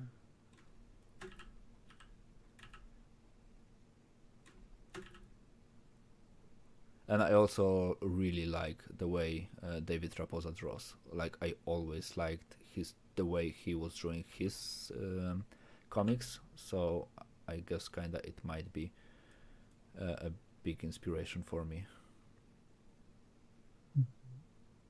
for this type of stuff.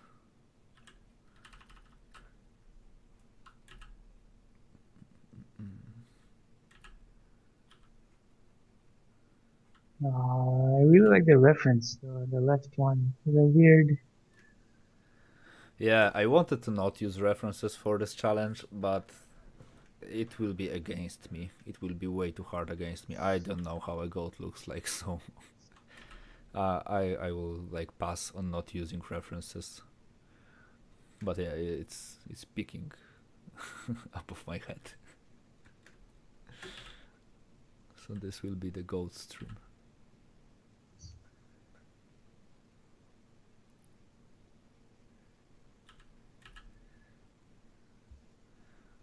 Like I sometimes try to like do something completely without reference, but then I'm like I like just having a picture next to me.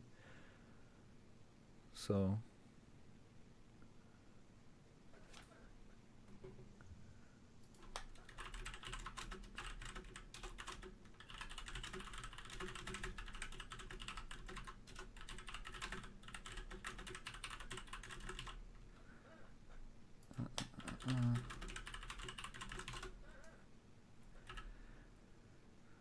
yeah. If you would like to make another one, if you have time, just Yep. feel free to tell me. So maybe we will squeeze another one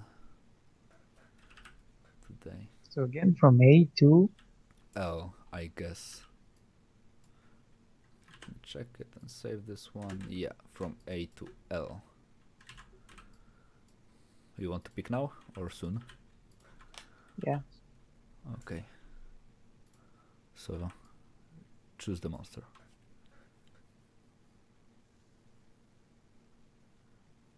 And what are the numbers?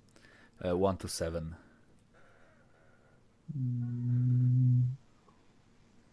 F7. F, right? F? Yes. Okay. And this is the... Oh, Hellstone. This will be interesting.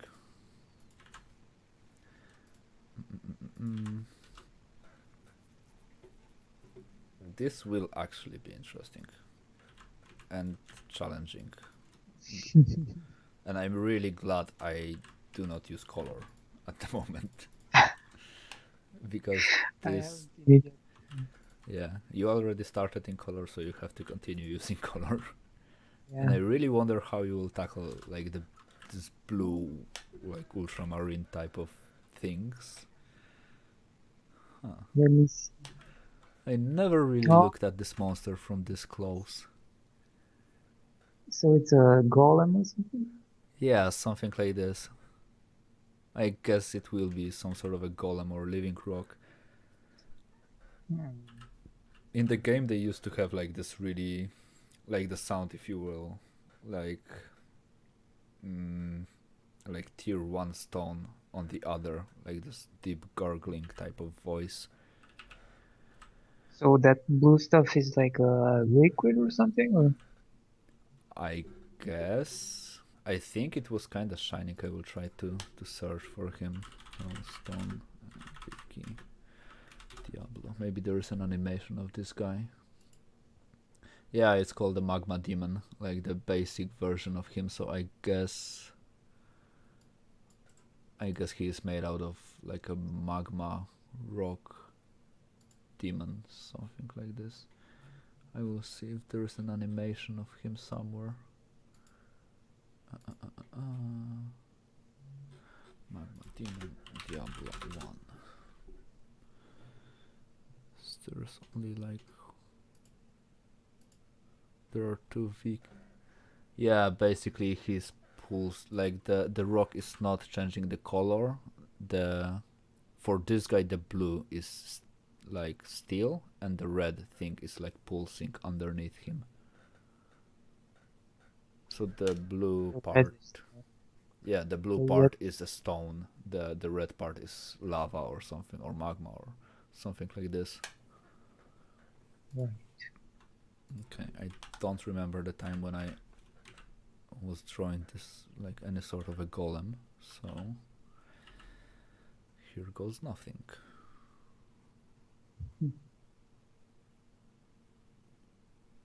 With the golems, I really think it's one of the hardest monsters to actually design, because it's really hard to like come up with something original for this type of guy. Most of the time, like, you have these huge rocks just connected with some vines or something like this, and vast majority of golems are extremely similar to each other. Like, personally, I really think this is one of the hardest monsters to make an original design for.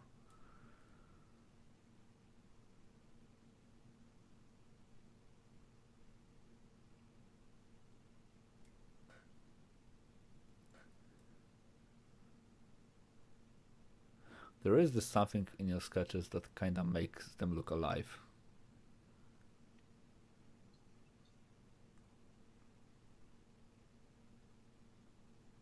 Something? Yeah, like,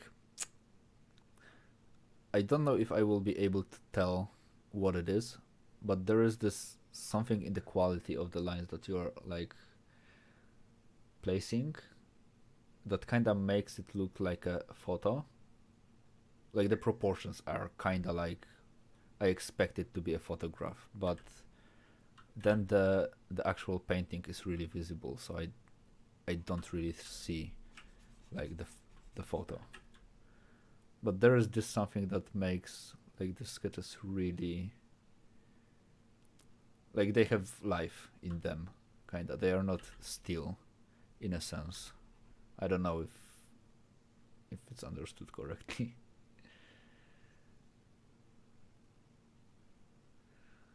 But to put it simply, I really like the way you are painting this guy. Thanks. And for the colors, because like you have a really specific, I guess, color palette and color scheme, there is a reason for it. That, for example, you are like painting with this oranges, reds type of shades, hues, and everything, or you just like those colors and that's all. I never think about colors actually. And this guy was pinkish or something. I it's kind of have some green and stuff. Uh-huh. And I thought it's very fleshy, you know. Um, I guess you could. I mean, I should probably make this looking like a fur or something, so it should be darker. This is now underneath everything. Hmm? The gray shades you are putting in the bird are underneath the whole sketch, right? Gray? The gray things, I think it's gray, or at least on my second screen it looks like it's a gray color. The bird, the beard. Yeah. Oh, okay. What do you mean underneath? You are not painting on the sketch, you are painting under the sketch or on the sketch? No, it's above. Ah, it looks Oh, but like... it's transparent. Like if I do this, you can still see what's Ah, underneath. okay. This is the reason I thought you were painting underneath it, okay.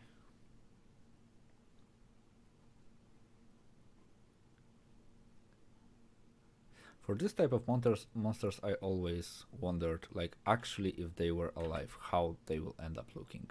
Like, how far away or how close the concept art and all of these designs are to the real world, if this type of thing were to happen.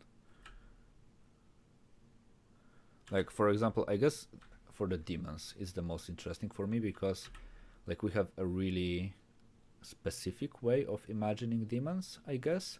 So I kind of wonder how far away this, like, our imagination will be. Like, maybe they will end up being actually cute or something like this. Especially for all the angels. Have you ever seen like the proper quotes depiction of angels, like based on the or like the original descriptions, how they should look like? Original descriptions from what? From where? I'm not the good with all the like religious type of books, but I guess the Old Testament it will be.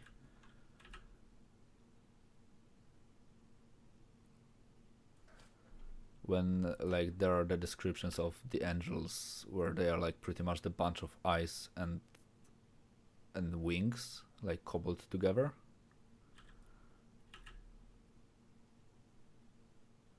I haven't seen. Wait.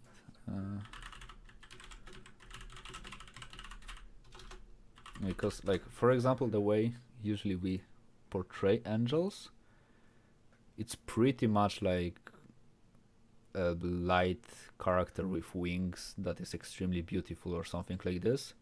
Yeah.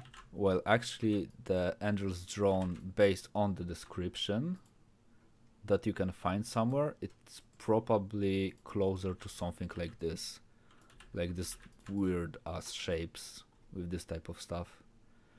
So this is kind of making me wonder how actually would demons, for example, look like if angels theoretically are supposed to look like this. Like how far away are we with our predictions?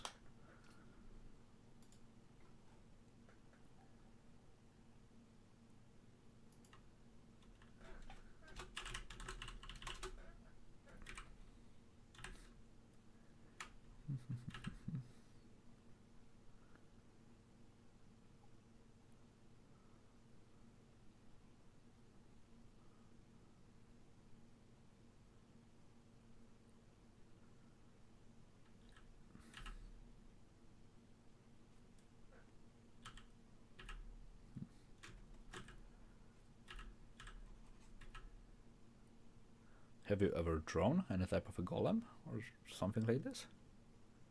Yeah.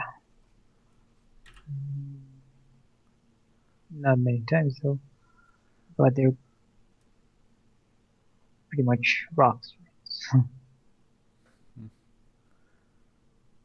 Yeah, I can only remember like one painting I have ever done of some sort of a golem. But I guess with this guy I will go kinda generic.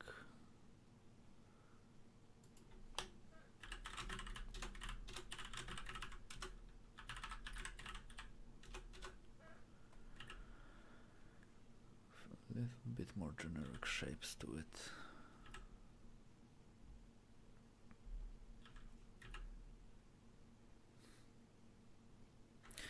With this type of guys, I think it will be hard to avoid giving them the proportions of the like this type of World of Warcraft type of proportions.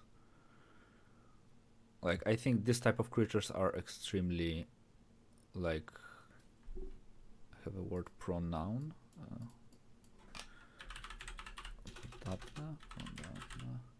Prone, not pronoun, are extremely prone to like having this really goofy proportions in them. Right.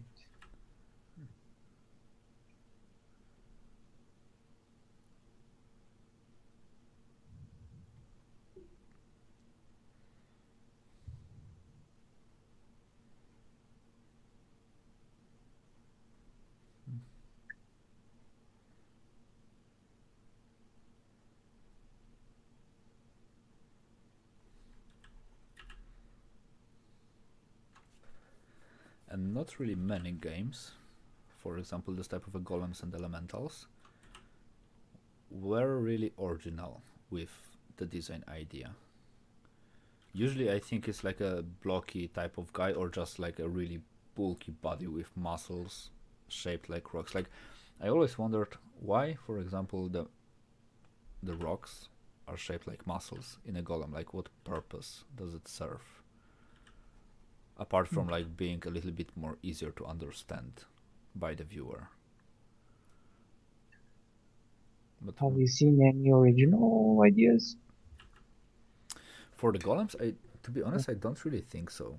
Like usually it's like yeah, it's just like a bunch of rocks like cobbled together, like looking like a human. I think this is the reason why it's really hard to like come up with something a little bit more original, that it's still somehow understandable by the viewer or something like this. Like it's hard for me to imagine, I don't know, an arm making kinda visually a sense that is completely not looking like an arm. Like I don't know, maybe some random like generated type of stuff, like generative design will be a good thing for this type of monsters, where it will actually look like a force of nature or something like this. But usually it's like portraying them as humans, but just bigger and bulkier. And I guess also this is the direction that I will go with them, so I will be guilty of doing the same thing.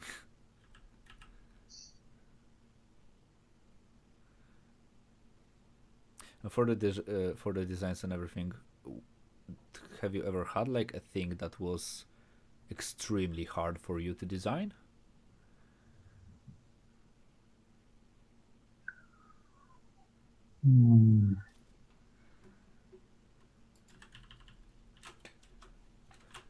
I don't think I remember anything like that. Like a design that you were like pulling your hairs out of your head because it was like so hard or like frustrating or something like this?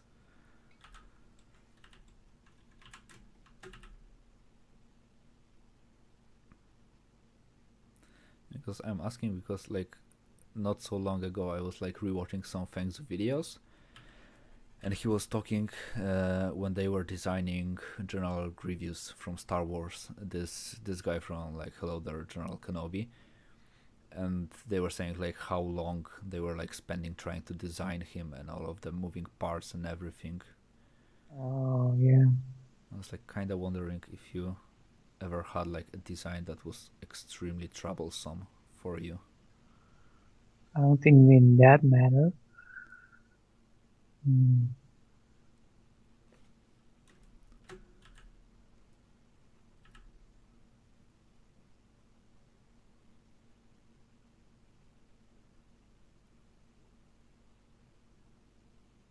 I think it has to be a complex thing as well, because probably a character design won't give you so much trouble. Uh-huh. I mean, a normal human character. I guess it was, but I wouldn't call it like it was challenging, but I loved it. I didn't have a Mm-hmm. hard time doing it. Like it's the every time I try to do anthropomorphical creatures, like trying to combine how do they look like a I remember your crocodiles guys with the nets and yeah, everything. I really like them. like I think it's like you don't just throw in a crocodile head and put a human body. It doesn't work. So you gotta have to kind of connect it somehow. So I remember a lot of them were really challenging, but then again, I really enjoyed it. It wasn't like super hard. It wasn't like super, I can imagine it might be interesting, like to connect, for example, the anatomy of an alligator or something like this to the human body. Like when you are designing them, you approach it like you tried to, like for example, match some muscles or something like this, or just went. yeah, exaggerating the human body and just Huh. putting scales or stuff like that. Huh. And also Nice. looking at the anatomy of the animal as well. Huh. You ever studied like a lot of animal anatomy? Like I guess it's kind of similar to the human anatomy, like in a sense. Yeah, not as much as humans, no. But yeah, it is. The only thing I mean, the main thing that is different is proportions. Like Mm-hmm. they're way Yeah, but different it's kind of proportions. funny that like pretty much vast majority of animals have pretty much almost exactly the same muscles Yeah. in almost the same places. It's kind of like creepy that everything like evolved this way. Yeah, yeah. It's just it's interesting how some of them use other like animals that stay on four legs. Mm-hmm. They have the triceps, for instance, more developed than us because we're not Mm-hmm. working on arms, right? So our biceps is more used than the triceps because we pick up stuff. Mm-hmm. But they are actually sitting in a push-up position every day, all the time, right? So if you look at a horse, for instance, their triceps is way more developed than ours. I once saw a photo of I guess a tiger or lioness or something like this that was Yeah, just like it kind of looked like a diamond push-up, like yeah, having their arms closed and just forming this like nice shape with their arms. And I wish never. I don't think I will have many opportunities, but don't want to get mauled ever by this type of thing. Like I can't even imagine how powerful the strikes must be from yeah, arm of like this caliber. But as they say, like I really like the idea of not ever seeing the silverback gorilla in its full like force. Like you can only imagine what would happen if like a gorilla would go into the powerlifting or something like this and will actually train their muscles. Then I guess it would be one of the like most terrifying things that ever walked on Earth. If you have like a buff gorilla. A friend of mine once told me that, I don't know if it's true, but it sound like this is a guy who is like really into this type of stuff, that silverbacks have so strong muscles in their legs that sometimes when they leap off from the tree, when they are chasing something or escaping, they can break the like bones in their thighs, Wow. and the muscles are so strong they are able to keep it together for the time needed for it to heal. So they can pretty much use like broken limbs without many problems because muscles are keeping everything together. But I don't know, I'm not 100% sure if this is true, but I guess I have heard it from multiple different sources, so maybe it is. But if it is, it's extremely heavy metal.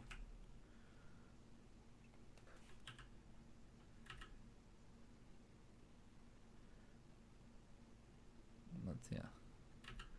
And also recently I was kind of surprised that I always thought the Kodiak bears are the largest bears in the world, but it turns out the polar bears are the largest. But I never like really understood how big they are, because usually there's like no point of reference for the size of them. And it turns out the polar bears are the biggest bears out there. Which is kind of funny. I never thought this was the case. And they are extremely huge. I also never really thought they are this big. I knew, like, for example, the Kodiak bear is big, but the polar bear is another story of a big mammal.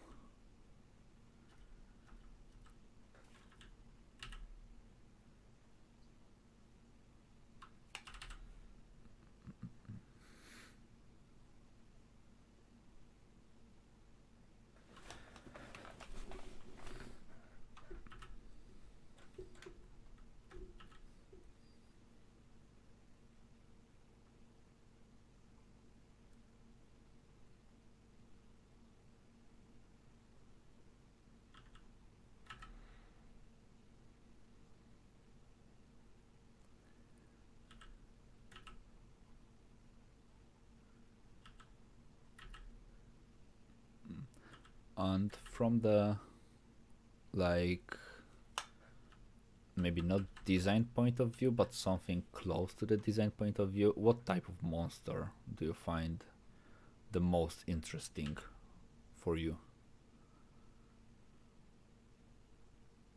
I think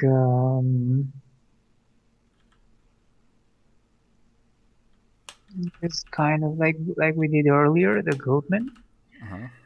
or anything related, like half human, half animal.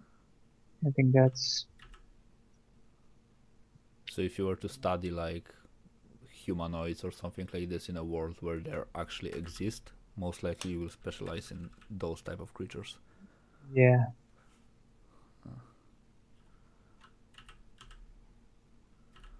For me, I have no idea what I would pick. I guess undeads, probably.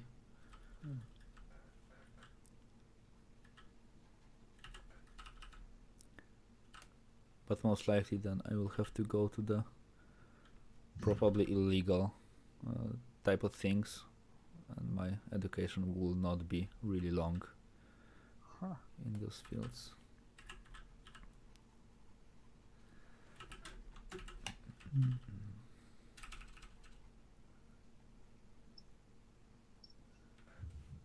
And when you are releasing the new tutorial? Hopefully tomorrow. Oh, nice. So remember to send me the link. I will include it in here.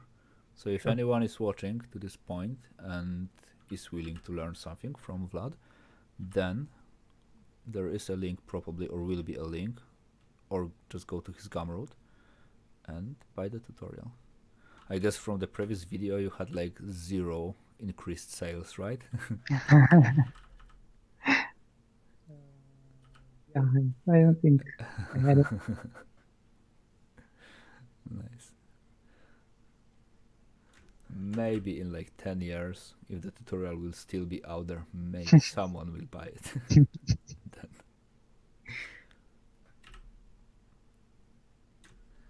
the power of ads.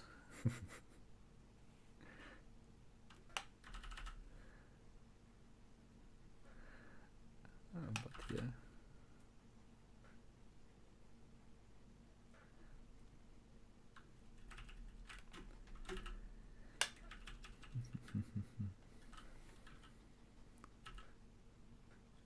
Yeah, so I don't enjoy this guy as much. I have Okay. to agree. It's like, okay, now here will be the shape of this rock. But I guess if we do not enjoy him, at least he will be somehow educational for us. But yeah, that's true. It's like a blob with rocks. On the first stream with Naimul, like the first monster he like randomized was like the acid beast, the four-legged one, where I absolutely avoid drawing anything that has four legs because it's hard. And then he randomized the female.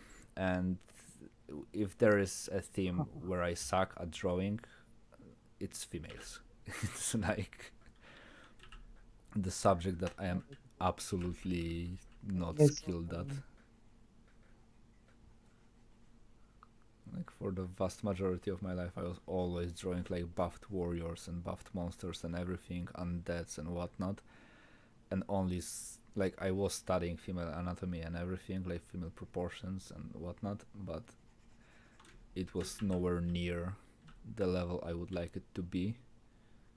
And he had to randomize the female.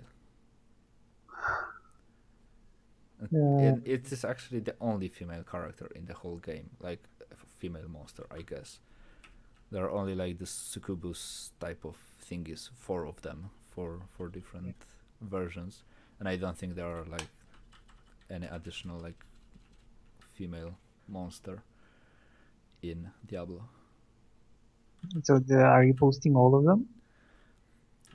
Yeah, I will be posting them on Instagram like twice a day, I guess, because as I said, they are going better than I expected in terms of the amount. So I will try to like post all of them for all the people who enjoy Diablo to maybe look at. Yeah, it will be cool. Like I always wanted to be a little bit more active on the social medias and everything. But I like as I said, if you don't sketch, it's hard to be active on social medias, to be honest, because it's hard to produce like a finished piece like every like second day. Yeah. So it will also be a little bit more motivating for me, I guess. I gotta get the exposure to it. The eternal currency of artists, exposure. Have you ever had like a client who was like trying to convince you to work for them for the exposure?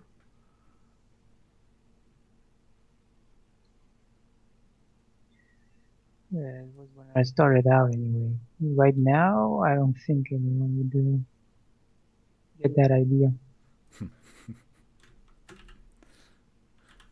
I always wondered, like back in the days when I was just starting, if there was like some sort of an underground forum for all the like people who are hiring, or for all the artists or something like this, when they are just secretly bashing everyone who is trying to do this type of stuff.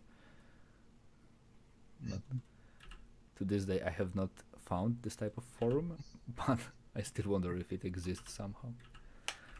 I have seen on 4chan some threads where people were like bashing some famous artists, and as far as I understood some comments, there were some people from the industry actually like commenting, but everything was anonymous, so I don't know who was doing this type of stuff. But yeah, it was kinda but it was like 4chan, so everything that is weird is happening in there.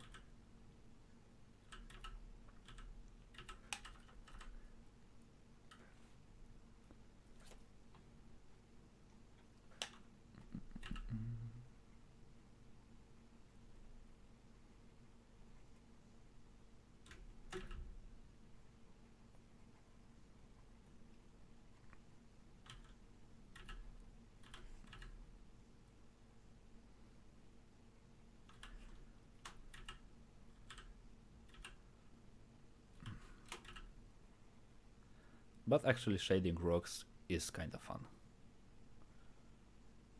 Especially when I am like trying to to draw them, then it is kinda making it a bit more fun. Yeah.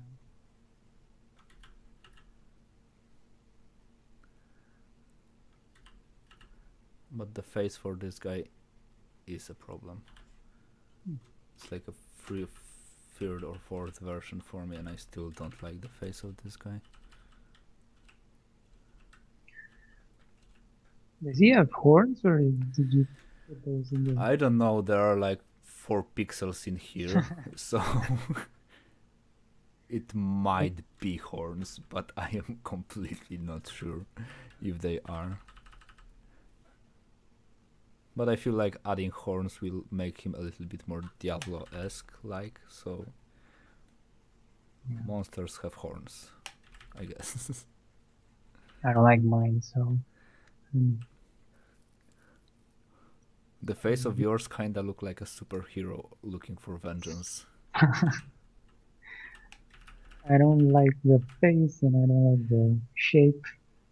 It's hard. Like, as I said, it's really hard to make a golem. This is actually a challenging type of design. But it's challenging in a different way, because like the possibilities are kinda limited.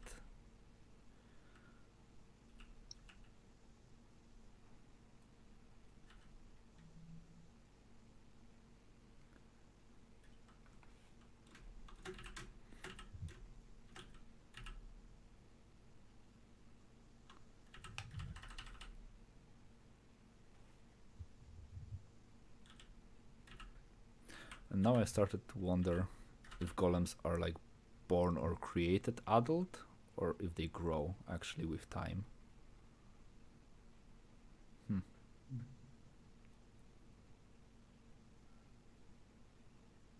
Actually, you know from where the idea for the golem came from? No.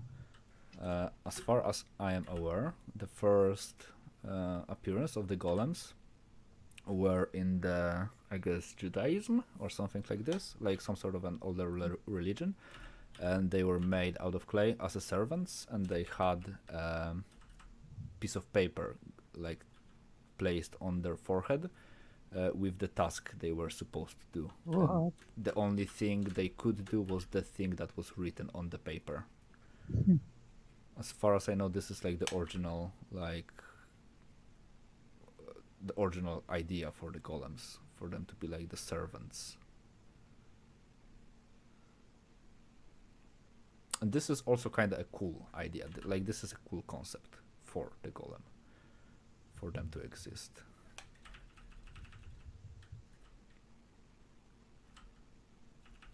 Have you seen the flesh golem for the necromancer in Diablo 3? I probably have seen him, but I have no memory of it, like 0 at all. I will check it out. Flesh golem. I was long past playing Diablo 3 when they introduced Necromancer. This actually looks cool. Yeah. This is actually a cool monster, okay. I will give them that.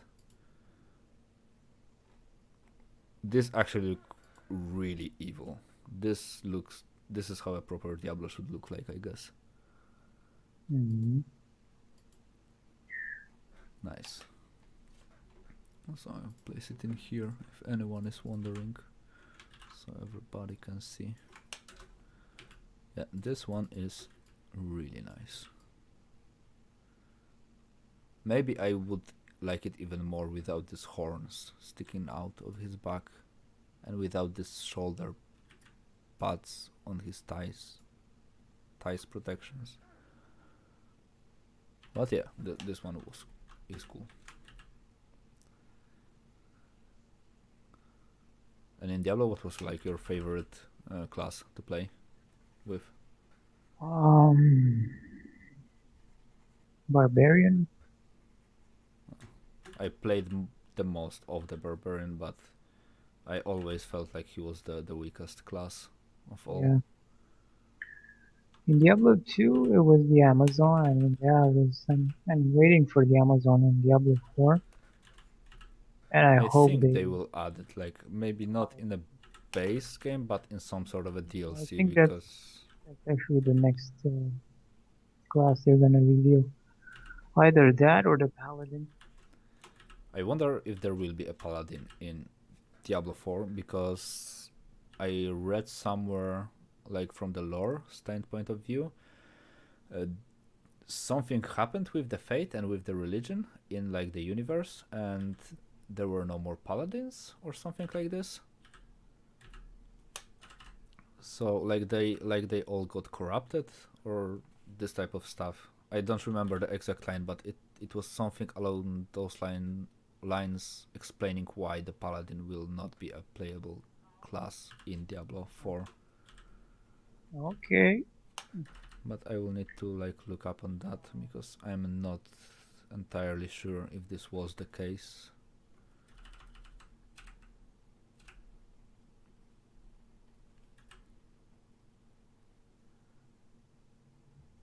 Yeah, but what I really like in Diablo 4, they finally made Druid cool, because Yeah. Druid in Diablo 2 was the lamest class ever, in my opinion.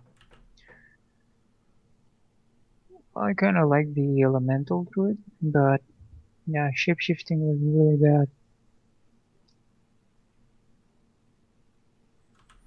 For me, it was like everything about the Druid, in my opinion, was not cool about him. Like, I didn't like the sprite, I didn't like the animations, I didn't like the skills. Everything was off for me. I tried playing him several times, but I guess I never finished any single playthrough with the Druid, actually.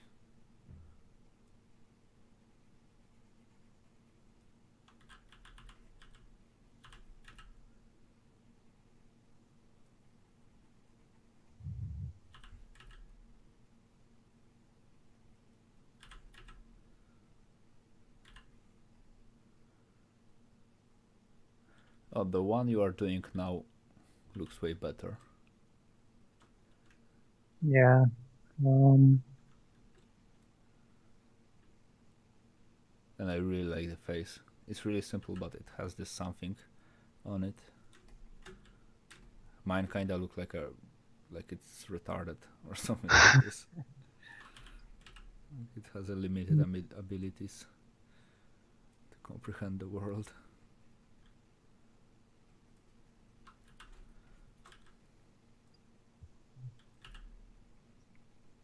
I remember once, like just now, like it came back to my mind when I was like one day I was posting some demons and I called one demon retarded, and some people were upset about me calling them retarded because it is a not nice word.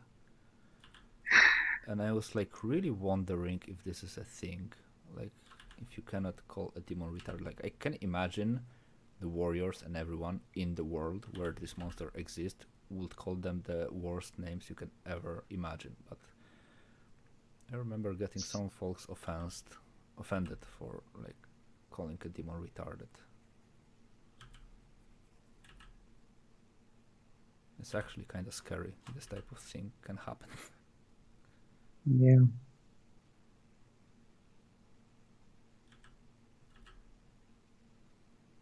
But maybe also this is why not. Maybe this is because I'm not a native speaker, so maybe I don't really know the power quotes of this word, or how it is seen abroad.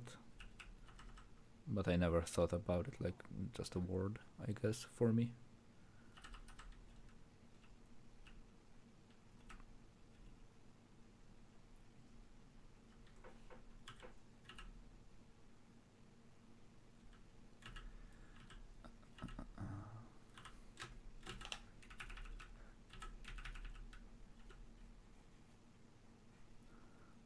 The closer I am to the finish of this guy, the more I started enjoying him. It became kind of fun.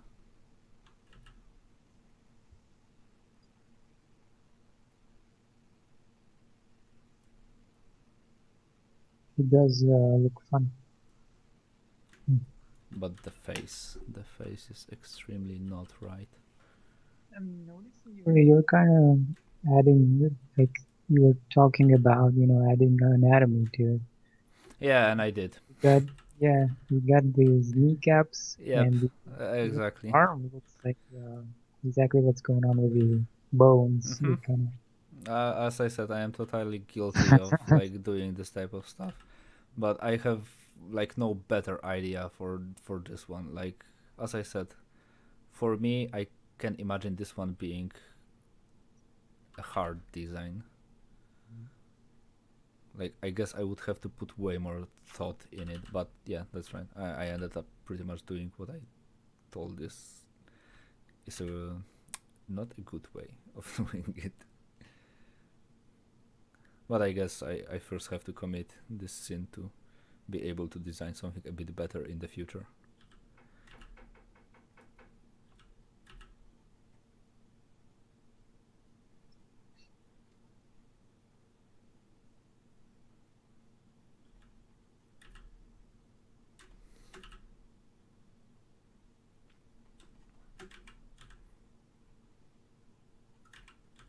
Maybe if I will try to like come up with the idea why the monsters are looking like humans, maybe because like I don't know, the sorcerer who created them wanted to have like an easier time controlling them because he will be like able to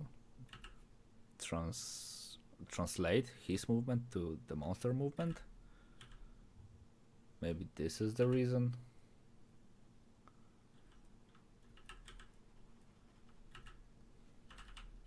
Or it could be at least a reason.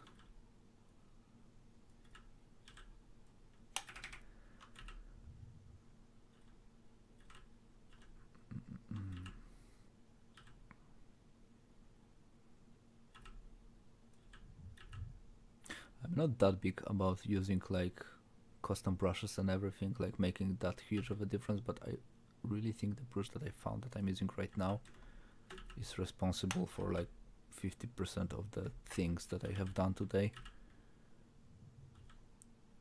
It feels really nice. You have like your constant pack of brushes, right? That you are using. it's more like 3 brushes. So I recently downloaded the next pack and I have like I don't know 200 something at the moment. So I'm on the polar opposite. But How many are today actually I did the first thing that the thing that I thought I will never ever do, because I had to use a custom like tree brush that basically when you stamp with it you get a tree to paint yeah. some trees in the background, and I was like, whoa, this happened. I used the like forbidden brush that was like the cause of like countless like people like arguing about this brush if it's okay or not, and it felt kinda like wrong, like I was doing something really illegal.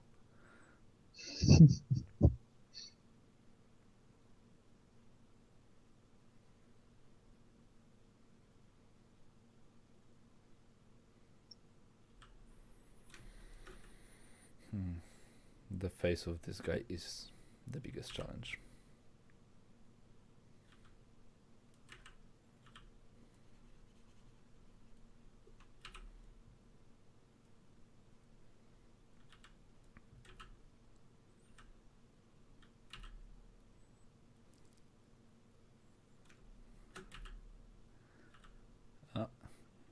A fan of yours appeared into the chat, Daniel Correa. Later you can see him saying some nice things to you. But you have a fanboy in the chat, as he called himself.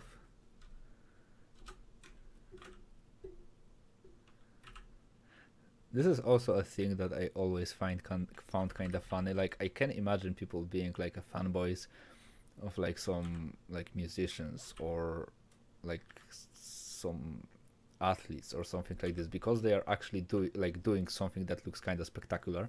But for the artist, it's like, yeah, artist is sitting and like moving his hand like to the side. That's pretty much all. Like I think it might be one of the less spectacular like occupations ever in terms of like how it looks actually while working or while practicing.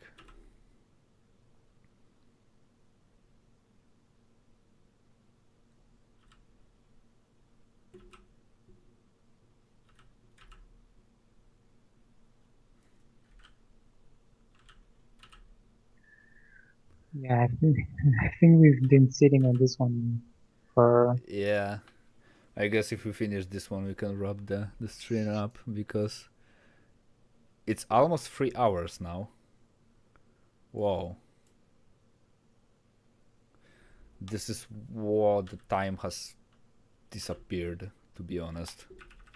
I thought we are maybe getting closer to the 2 hours mark. Oh, wow. This is okay. This is a really. Now I am. Wow.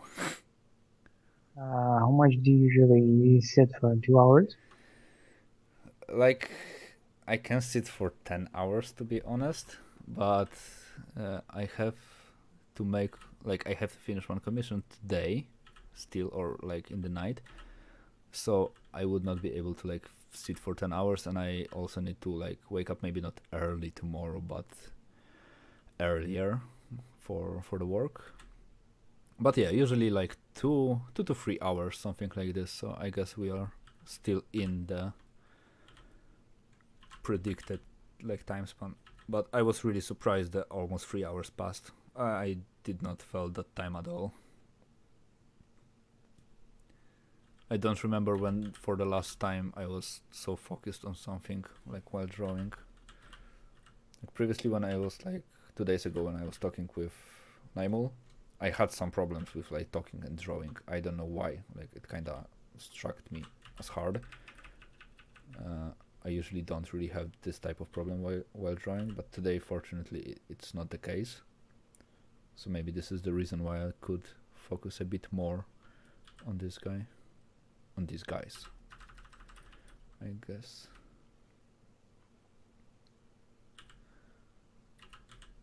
But to be honest, I don't remember the last time when I was able to like draw in almost 100% focus for over 2 hours.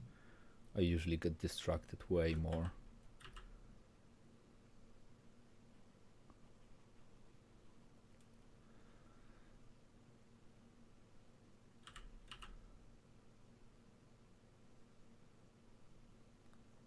Yeah, so I guess we can like show everything that we have done. Which one did you enjoy today?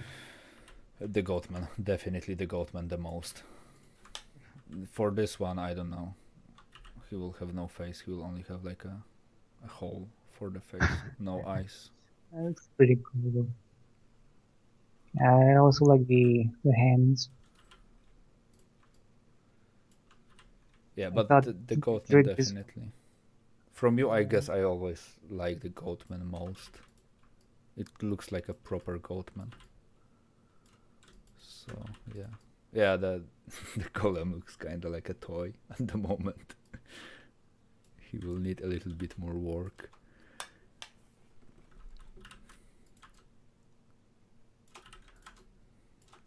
Comparing it to the previous ones, I absolutely stopped liking the Golem.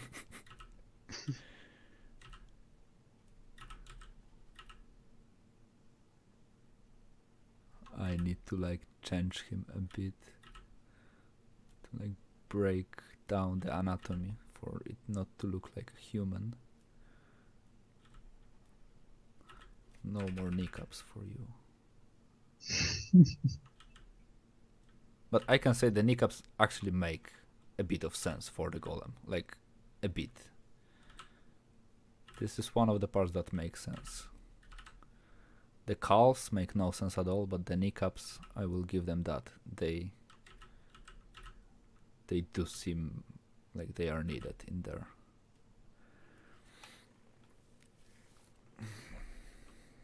Maybe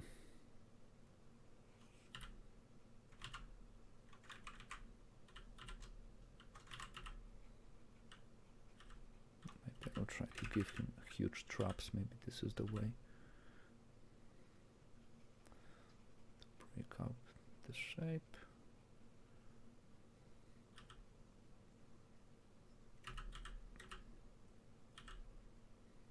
And for you, which one did you enjoy the most? Which one? Goatman. Yeah. I also think Naimul said the Goatmen are his favorite, so he will be jealous of for you to randomize the Goatman. But still 8 more to go, 4 archers and 3 mace guys.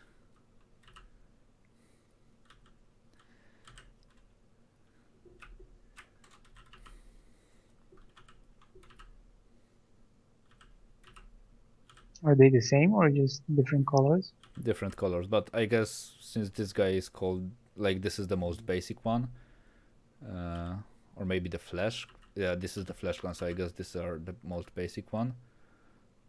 Then there are the Stone Clan, the Fire Clan, and the Night Clan in Diablo 1.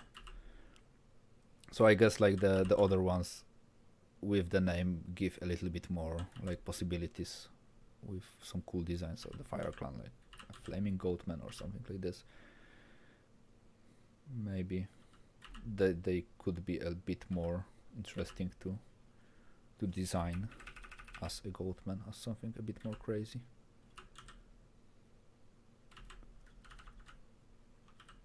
But yeah. Okay. Mine have now testicular armor, so he's safe. Huge rock under the balls. Oh, now I kinda like him again.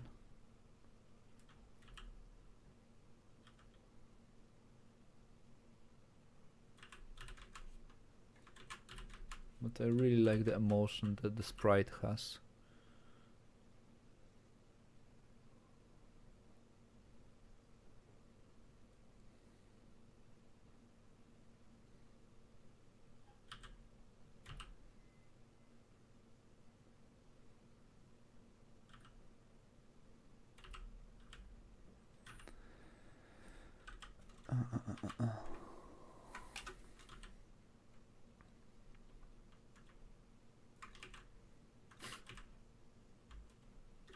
There's something with this face that just do not look right. Mine will be blind, no eyes for him. It's impossible to add eyes for make him to make him look cool. Can you zoom out to show every single one that you have done?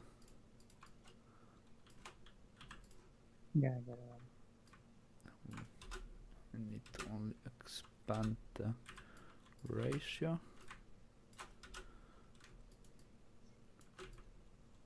Okay. Yeah, and even here you managed to make this like this characteristic stuff for you for having these small studies around the painting. Nice.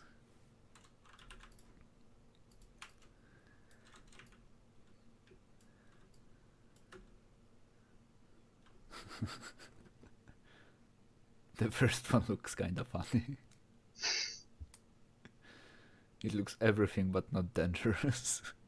The familiar? Yeah, I mean the first golem. Oh, yeah. Yeah, the head is too big, I think. The second and the third one actually are dangerous, but the first one is actually cute. Yeah, so I guess this will be all then for today. Thanks everyone who stepped by, and I hope you enjoyed watching and maybe you learned something new. And thanks Vlad for being here and for drawing with us all the demons that you could see how he's working, and for some cool tips on geometry and everything. And I hope you enjoyed the drawing the monsters, and maybe we will see you here another time drawing or maybe randomizing some more monsters if you would like to. So yeah, thanks for attending, and Yep. I guess that's all, and see you all. So pressing the button. Okay, the transmission is over.